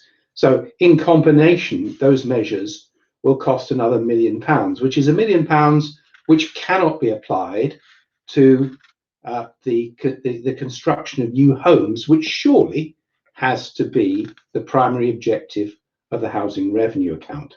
So in summary, Madam Mayor, we're once again witnessing the Labour of old, spending without taking heed of the consequences, and indeed all of this time when we need to tread with caution and navigate our way carefully out of the pandemic.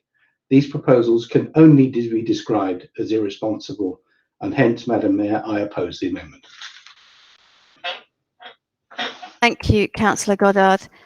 Councillor Gardner, I'll have to remind you again, will you please refrain from using the chat facility as heckling?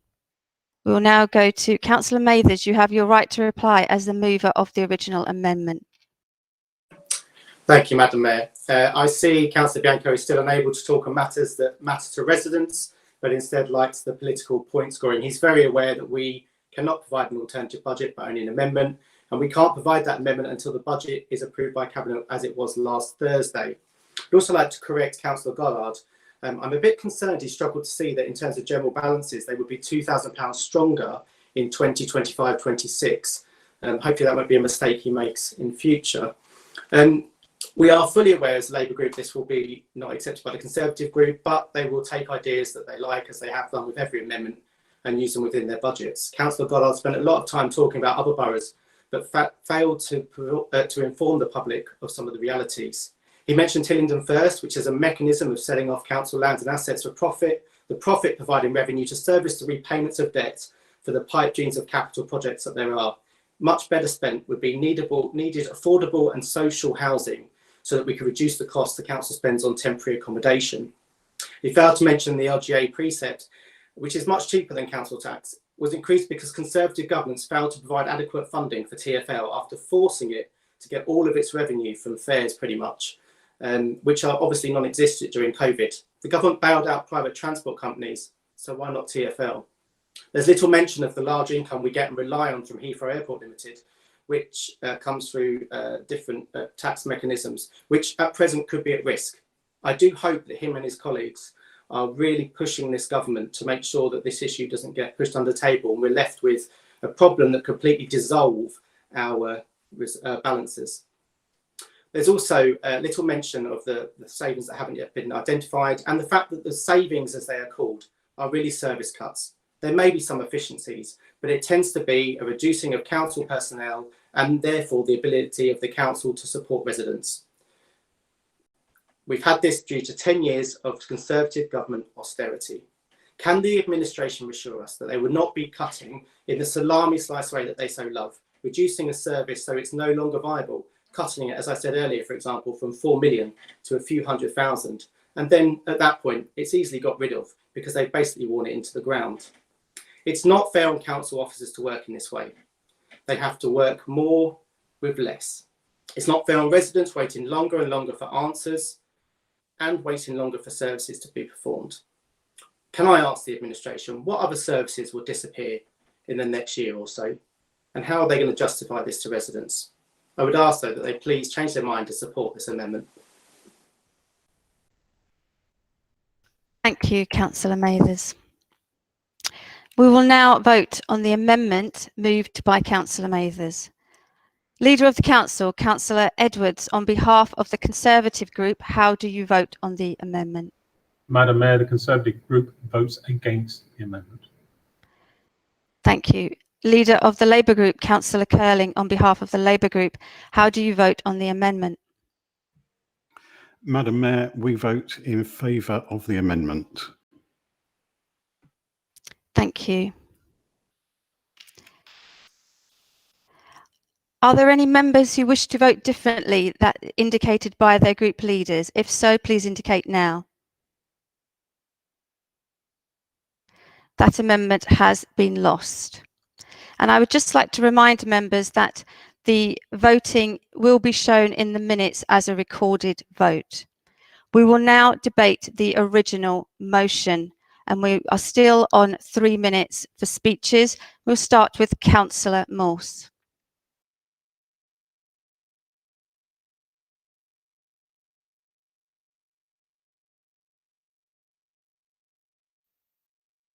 Councillor Morse?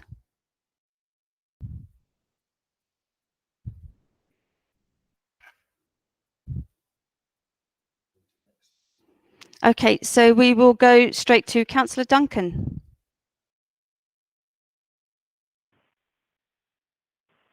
Thank you, Madam Mayor. Thank you. I think we are all aware that the pandemic has placed pressures on all people and that there has been an increase in domestic violence in all its forms, which sadly also includes safeguarding issues for children. One way in which we, as the Council, are made aware of safeguarding issues is through our schools, who report any issues of concern to us, which we then investigate. When issues are reported through our schools, we liaise closely with them, and when strategy meetings are held, school representatives are always invited and are present to be part of the decision-making or monitoring of a situation. Sadly, it appears that this has not been happening in all cases, and schools have not been invited to all strategy meetings, and cases have been closed without the knowledge or input of the schools involved. This has understandably caused concern in the schools and needs to be addressed. There may be several reasons for this, and one of them is increased pressure on the system. If there has been an increase in safeguarding issues as widely perceived nationally, and the government has said that it has made money available to fund these extra pressures, and the council may use this to strengthen safeguarding in whatever way is needed. The Labour Group has not put forward proposals for additional financial support for safeguarding of children, therefore, as government money is already available for this, but I do urge the administration to claim it and use it. A further point I would make in relation to the Conservative budget is the very high overspend relating to high needs. Hillingdon has been aware of the increasing number of children attending mainstream schools that have special educational needs and really need special provision more appropriate for their needs. Hillingdon has been slow in both identifying children who need an education, health and care plan and making in-borough provision for them. Consequently, we have had more children with special needs in mainstream schools, which has impacted the education of both children with special needs and those without.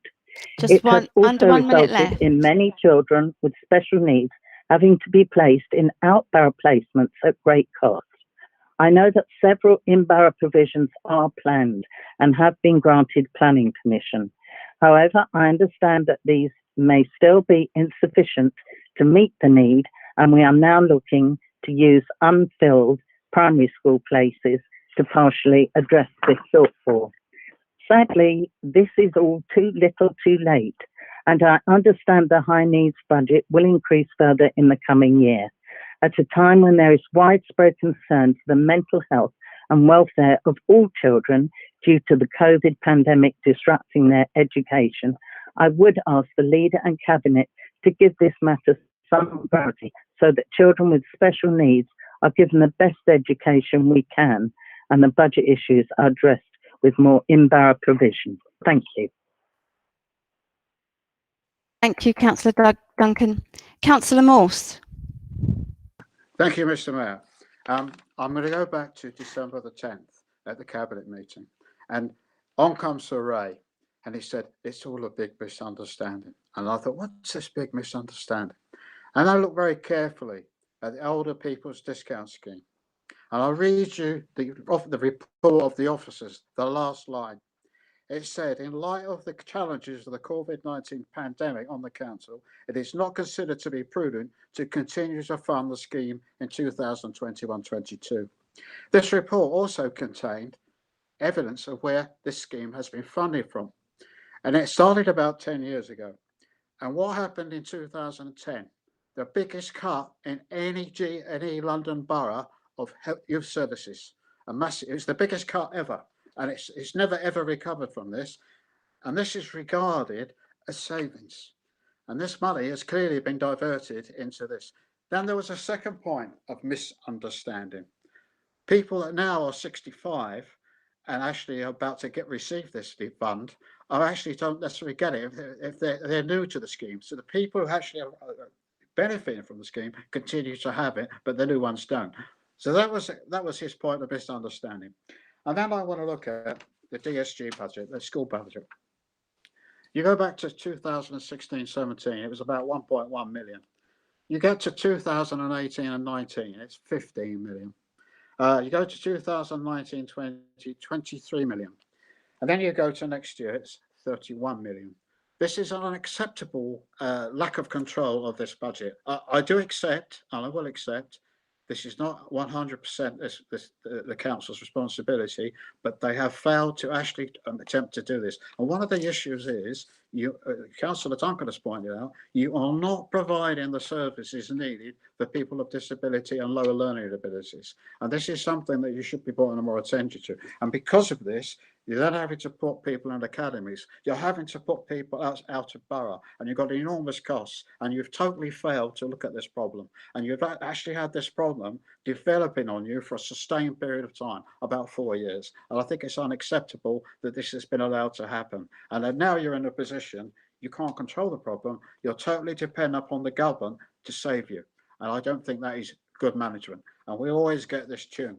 And I haven't got the radio here. Sound financial management. You all sing the same, chant the same tune, because it's repetitive and simple. But therefore, the Labour Group have serious reservations about the depth of thought you're putting into these budgets, and you're actually with older people's discount, you've actually spent another 2 million of our reserves. And it says, or additional call on the reserves that is not factored into the current MTTF figures. And that is money that's gone. A bit like the bunker. 10 million of our capital went on the bunker, and it could have been financed completely different. I'm sure you enjoyed that, Madam Mayor. Thank you for letting me speak, Madam Mayor. Thank you. Thank you, Councillor Morse. Councillor Cawthorne. Thank you, Madam Mayor. Councillor Goddard has rightly paid tribute to the part played by Councillor Sir Ray Puddifoot, a towering figure in local government with whom it has been my immense privilege to work with and learn from over the last 20 years, and whose inspired leadership has laid over this period the foundations for this budget. It is no exaggeration, I think, to say that the orthodoxy and language of local government finance has been rewritten over this period through the budgeting processes which for us are now business as usual. It's all a far cry from the painful and acrimonious budget setting of years ago that only I and a handful of others here can remember. Uniquely, I think, among members, I had a hand in this budget, both as a cabinet member as it emerged through the MTFF process, and also in the context of policy and overview committee scrutiny. So I've seen what's before us this evening from all angles constitutionally, and it certainly stands up very well to scrutiny. Madam Mayor, I have always spoken very highly of the work of POC members on both sides and respected their independence. Although in reinventing myself for this new role, among other things, a bit of a poacher turned gamekeeper, you might say, I've also had to brush up on my own questioning skills. Madam Mayor, once again, this is a budget full of good things, but tonight is by no means the end of the story. I welcome impending changes to develop and strengthen the critical friend function of the POCs, consistent with the protocols we adopted as an authority in September 2019, to make sure the outputs of this evening have the most positive impact possible for residents receiving services. A good example of this is in service transformation and investment in preventative support. Both of these are key features of the way we've addressed budgetary challenges and improved services over the years. And a great example of this is the capital investment at Merrimont and extending essential respite provision, which makes all the difference to our parent carers, as is the innovative use of the Better Care Fund and the investment in general needs housing. Transformation is challenging, but also a great opportunity to shape services. And there is indeed a wealth of opportunity for the POC to play a meaningful role in making sure that decision-making and service delivery face robust scrutiny across the wide range of services covered by the Cabinet portfolios. Madam Mayor, it is for the Cabinet to propose the budget, and once again, it's a first-class piece of work. But I think it's incumbent on us all to play the critical friend role in making sure what stems from it is as good from our residents as it possibly can be. I support the motion. Thank you, Councillor Cawthorne. Councillor Lavery. Thank you, Madam Mayor. It gives me great pleasure to speak in support of the budget presented for approval tonight. This Conservative administration continues to be proud of its record in maintaining sound council finances, as this enables us to provide the consistently high quality of services that our residents have come to expect wherever in the borough they live. This budget maintains services and will provide funds for further long-term improvements. Our parks and open spaces have provided valuable outdoor space for residents, particularly during the last year, and the improvements we've been able to make to a number of parks have been welcomed by many. And I had the pleasure of visiting 3 of them last week, including 2 in the south of the borough. This budget also provides for substantial investment in Cranford Park. The newly planted wildflower meadows will increase biodiversity, and tree planting has continued with 6,250 trees planted this year and further tree planting planned for the coming year. I am proud to be the Cabinet member looking after the Chrysalis programme, which continues to invest £1 million across our borough. Councillors will recently have received advice of the projects we intend to finance this year, including further outdoor gyms, improvements to community facilities and walking paths. We will continue to invest money in our town centres with £3.9 million earmarked across the next MTFF period. I can't leave the subject of Chrysalis without mentioning green flags. My predecessor used to be very proud of the Green Flag programme and the 63 flags we currently have. And we intend to have a further 5 flags this year and maintain the ones we currently have. Our waste service continues to be highly regarded, with a full service turnout in the recent bad weather, and our teams all deserve our recognition and thanks for their efforts.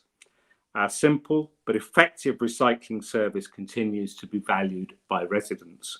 Weekly waste collections are here to stay. Half a minute, Councillor Lavery. In the coming year, we'll be working to increase the take-up of food recycling, and we hope to be able to expand this service further. The budget includes substantial investment in our social housing programme. Madam Mayor, this budget is good for residents, and I urge all councillors to vote for it. Thank you. Councillor O'Brien. Thank you, Madam Mayor. My comment this evening are to supporting families and well-beings of our residents of Hillingdon. Sadly, we can't ignore the impact of COVID and how the recovery has had to be embedded in all areas of the council to align with the overall strategy of how the council will now move forward. This week's announcement of the easing of restrictions provides opportunities, and with the experience of having done it all before, we now look to the new challenge. The council has had to adapt, but the fundamentals remain the same.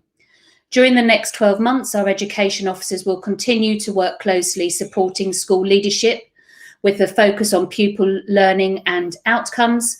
In addition, we will continue to assist and work with schools and families to ensure that they have support to access digital devices for remote learning and accelerated learning, accessibility to the catch-up learning programs, and support the return to school with continuing to provide PPE and COVID testing for all schools.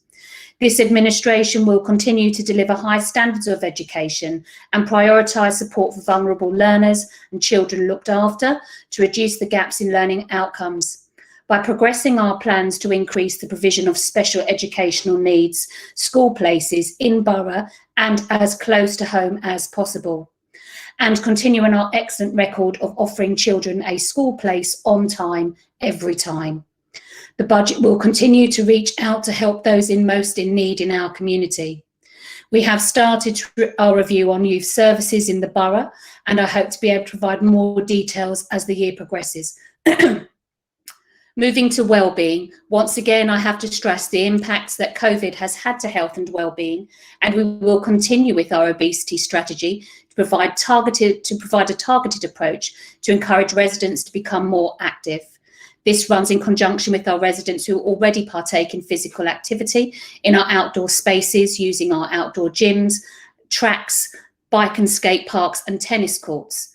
In addition, our outdoor sports and leisure facilities partners our indoor sports and leisure facilities partners are looking forward to welcoming residents back, seeing new faces. In addition, our library service continues with its refurbishment scheme, and our libraries have adapted during lockdown, moving many community education and wellbeing activities online. Until restrictions are eased, many social events have moved online for all ages, including baby, toddler and children's groups, adult reading and author groups, to household older residents and those living with dementia and their carers, and for people living with disabilities, autism and learning difficulties. Libraries switched to a reserve and collect book service, but are looking forward to throwing the doors open again. Finally, the domestic abuse strategy is on target to deal with the new domestic abuse bill, and the budget allocated is currently online to deal with the increasing needs of victims. I'm very happy to support this budget. Thank you, Councillor O'Brien. Councillor Edwards, you had reserved your right. This is now your time to speak, and you have unlimited time. Thank you very much, Madam Mayor.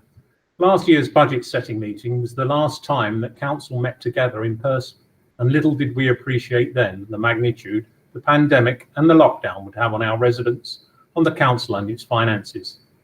The Cabinet Member for Finance has explained in detail the impact on the Council's finances, the scale of the government funding to Hillingdon, its residents and businesses. Whilst that funding has to a very great deal offset the direct cost to the Council arising from the pandemic, it will not fully offset it all. 25% of the shortfall in the collection fund is having to be borne by the Council. This already amounts to more than £1 million and is expected to rise further. The full financial cost of the pandemic to the borough cannot be presently quantified. Legacy effects of the pandemic are likely to reveal themselves over time and may result in additional demand for council support. Unemployment is forecast to rise after the furlough support ends. Our young residents will require more support to help them catch up. And residents may need further help to tackle the increased isolation, the effects on mental health, domestic violence and other social challenges that have been exacerbated by the lockdown. Faced with these future uncertainties in government funding and from unfunded pandemic pressures, the Corporate Director of Finance has recommended that the upper limit for general reserves be increased to 35 million. In these circumstances, it would not be prudent for us to rely solely upon drawing down our general reserves to balance the budget.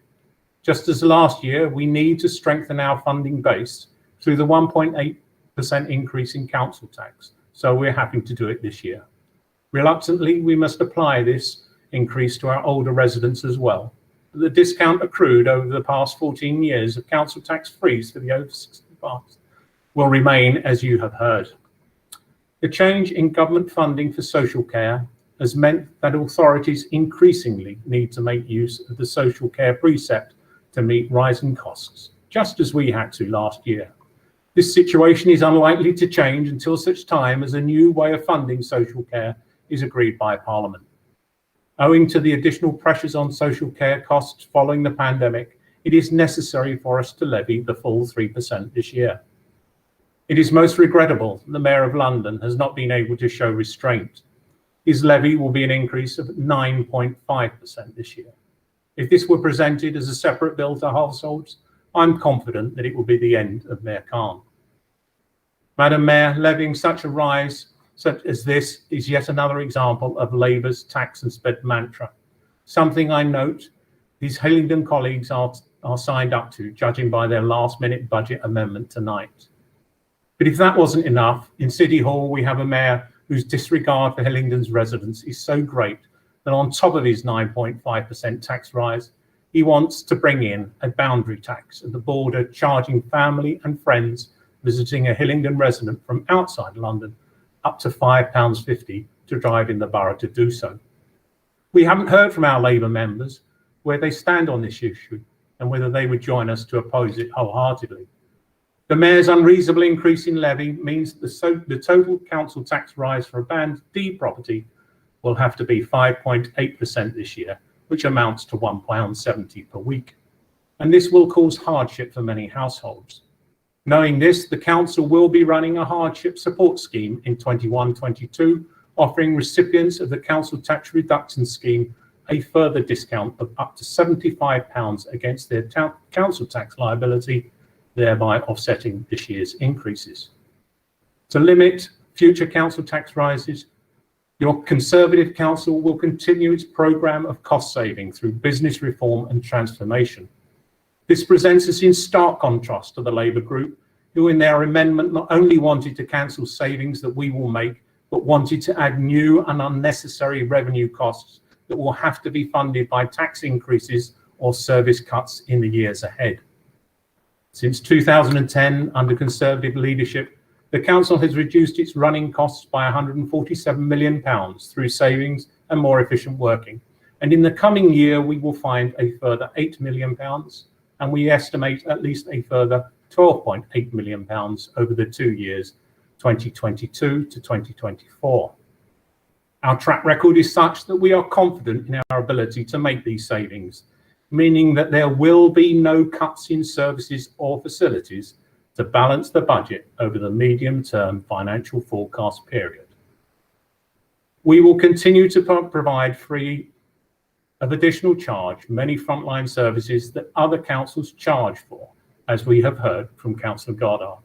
And this includes the free food and garden waste collection, free burglar alarms, swimming sessions and allotments for the over 65s, and the free telecare services for the over 75s.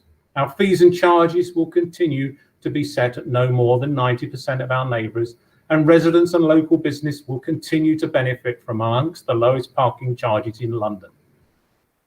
Our budget not only provides for the continuation of existing services and facilities, but also for investment in more. We will continue to invest in protecting our residents from the abhorrent crime of domestic abuse.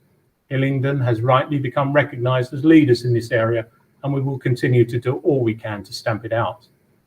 And unlike our Labour colleagues, we are prepared to buy Uxbridge Police Station to ensure that at the heart of this borough, we keep the visible policing presence that it needs. Ignoring residents' demand to retain the police station, Labour are showing clearly that they are being driven by another agenda and are not interested in putting residents first.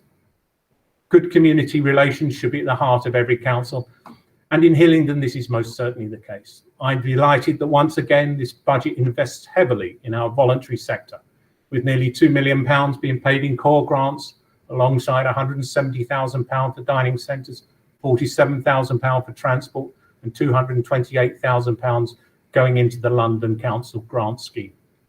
These organisations provide wonderful services and support to our communities, and we thank them all. The contract to design and build the new leisure centre in West Drayton has gone out to tender, and the 2-year build and fit out is expected to start in November this year. And we remain committed to work with HOAC, the Hillingdon Outdoor Activities Centre, to secure them new facilities. Over the next 5 years, 264 million will be spent on capital improvements, including 30 million on our highway and pavements, 20.8 million on our school, 14.8 million on environmental, sporting and recreational initiatives, in addition to the 29 million pounds for the leisure centre in West Drayton, 3.9 million on our shopping parades and town centres, 2 million pound for youth provision, and a further 1 million pound on CCTV improvements to help keep our streets safe and to be even more effective in tackling antisocial behaviour. Although a relatively small investment, the 4.3 million pounds earmarked for corporate technology and innovation will enable us to transform our council, making us more accessible and responsive to residents, whilst reducing our running costs further and future council tax requirements. Our commitment to improving housing for residents is also threaded through this budget. Not only are we committed to building 419 new housing units through the housing revenue account, we are also using our property development company, Hillingdon First, to increase the supply of affordable homes to residents, as well as generating income. The capital budget is also contributing to this aim with the investment in new housing in Useley. Following consultation with residents over the summer, the council is proposing to redevelop the Haystown Centre and Avondale Drive estates, subject to there being a yes vote in a resident ballot. This will mean that the 404 homes on those estates will be replaced with just over 700 new quality homes, with the additional nearly 300 units consisting of a mixture of council homes, shared ownership and private sale to deliver a sustainable mixed community alongside significant public realm benefit for Hayes. The scheme is a shining example of this administration's commitment to our communities and would be additional to the 419 homes I'd previously spoken around. Investment is also being made to improve the condition of existing council homes, with £70 million allocated for this purpose over the next 5 years. Madam Mayor, I am fortunate as a new leader to take over and endorse a strong budget that ensures the council's financial security in these uncertain times, that there will be no cuts to services or facilities, and that there is the continued investment that residents have become accustomed to with a Conservative administration. Madam Mayor, to steal my predecessor's words, this is a first-class budget for a first-class council, and I am delighted to formally second.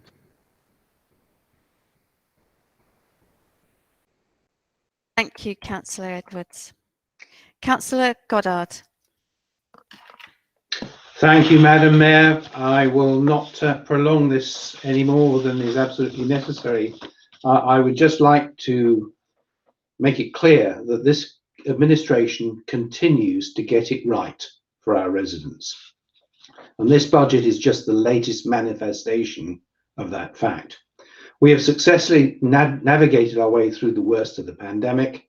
We recognise the remaining challenges ahead, and we have plans and contingencies in order to deal with them.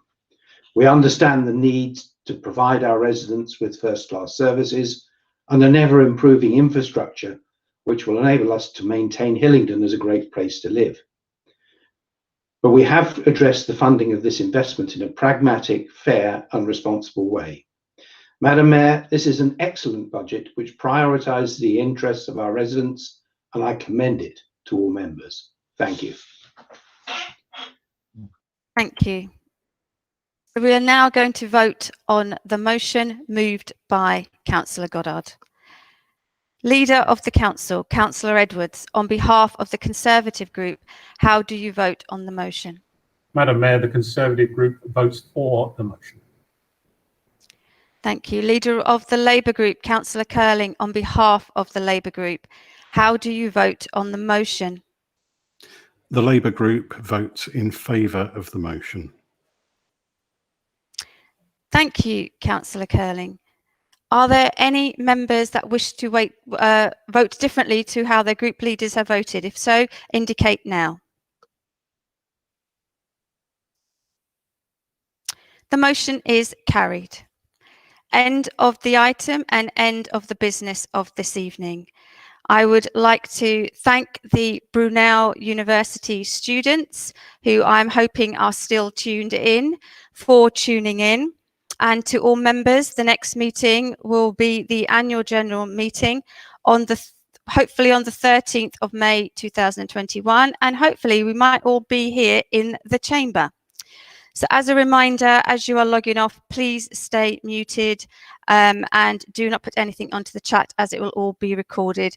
Thank you, stay safe, and meeting closed.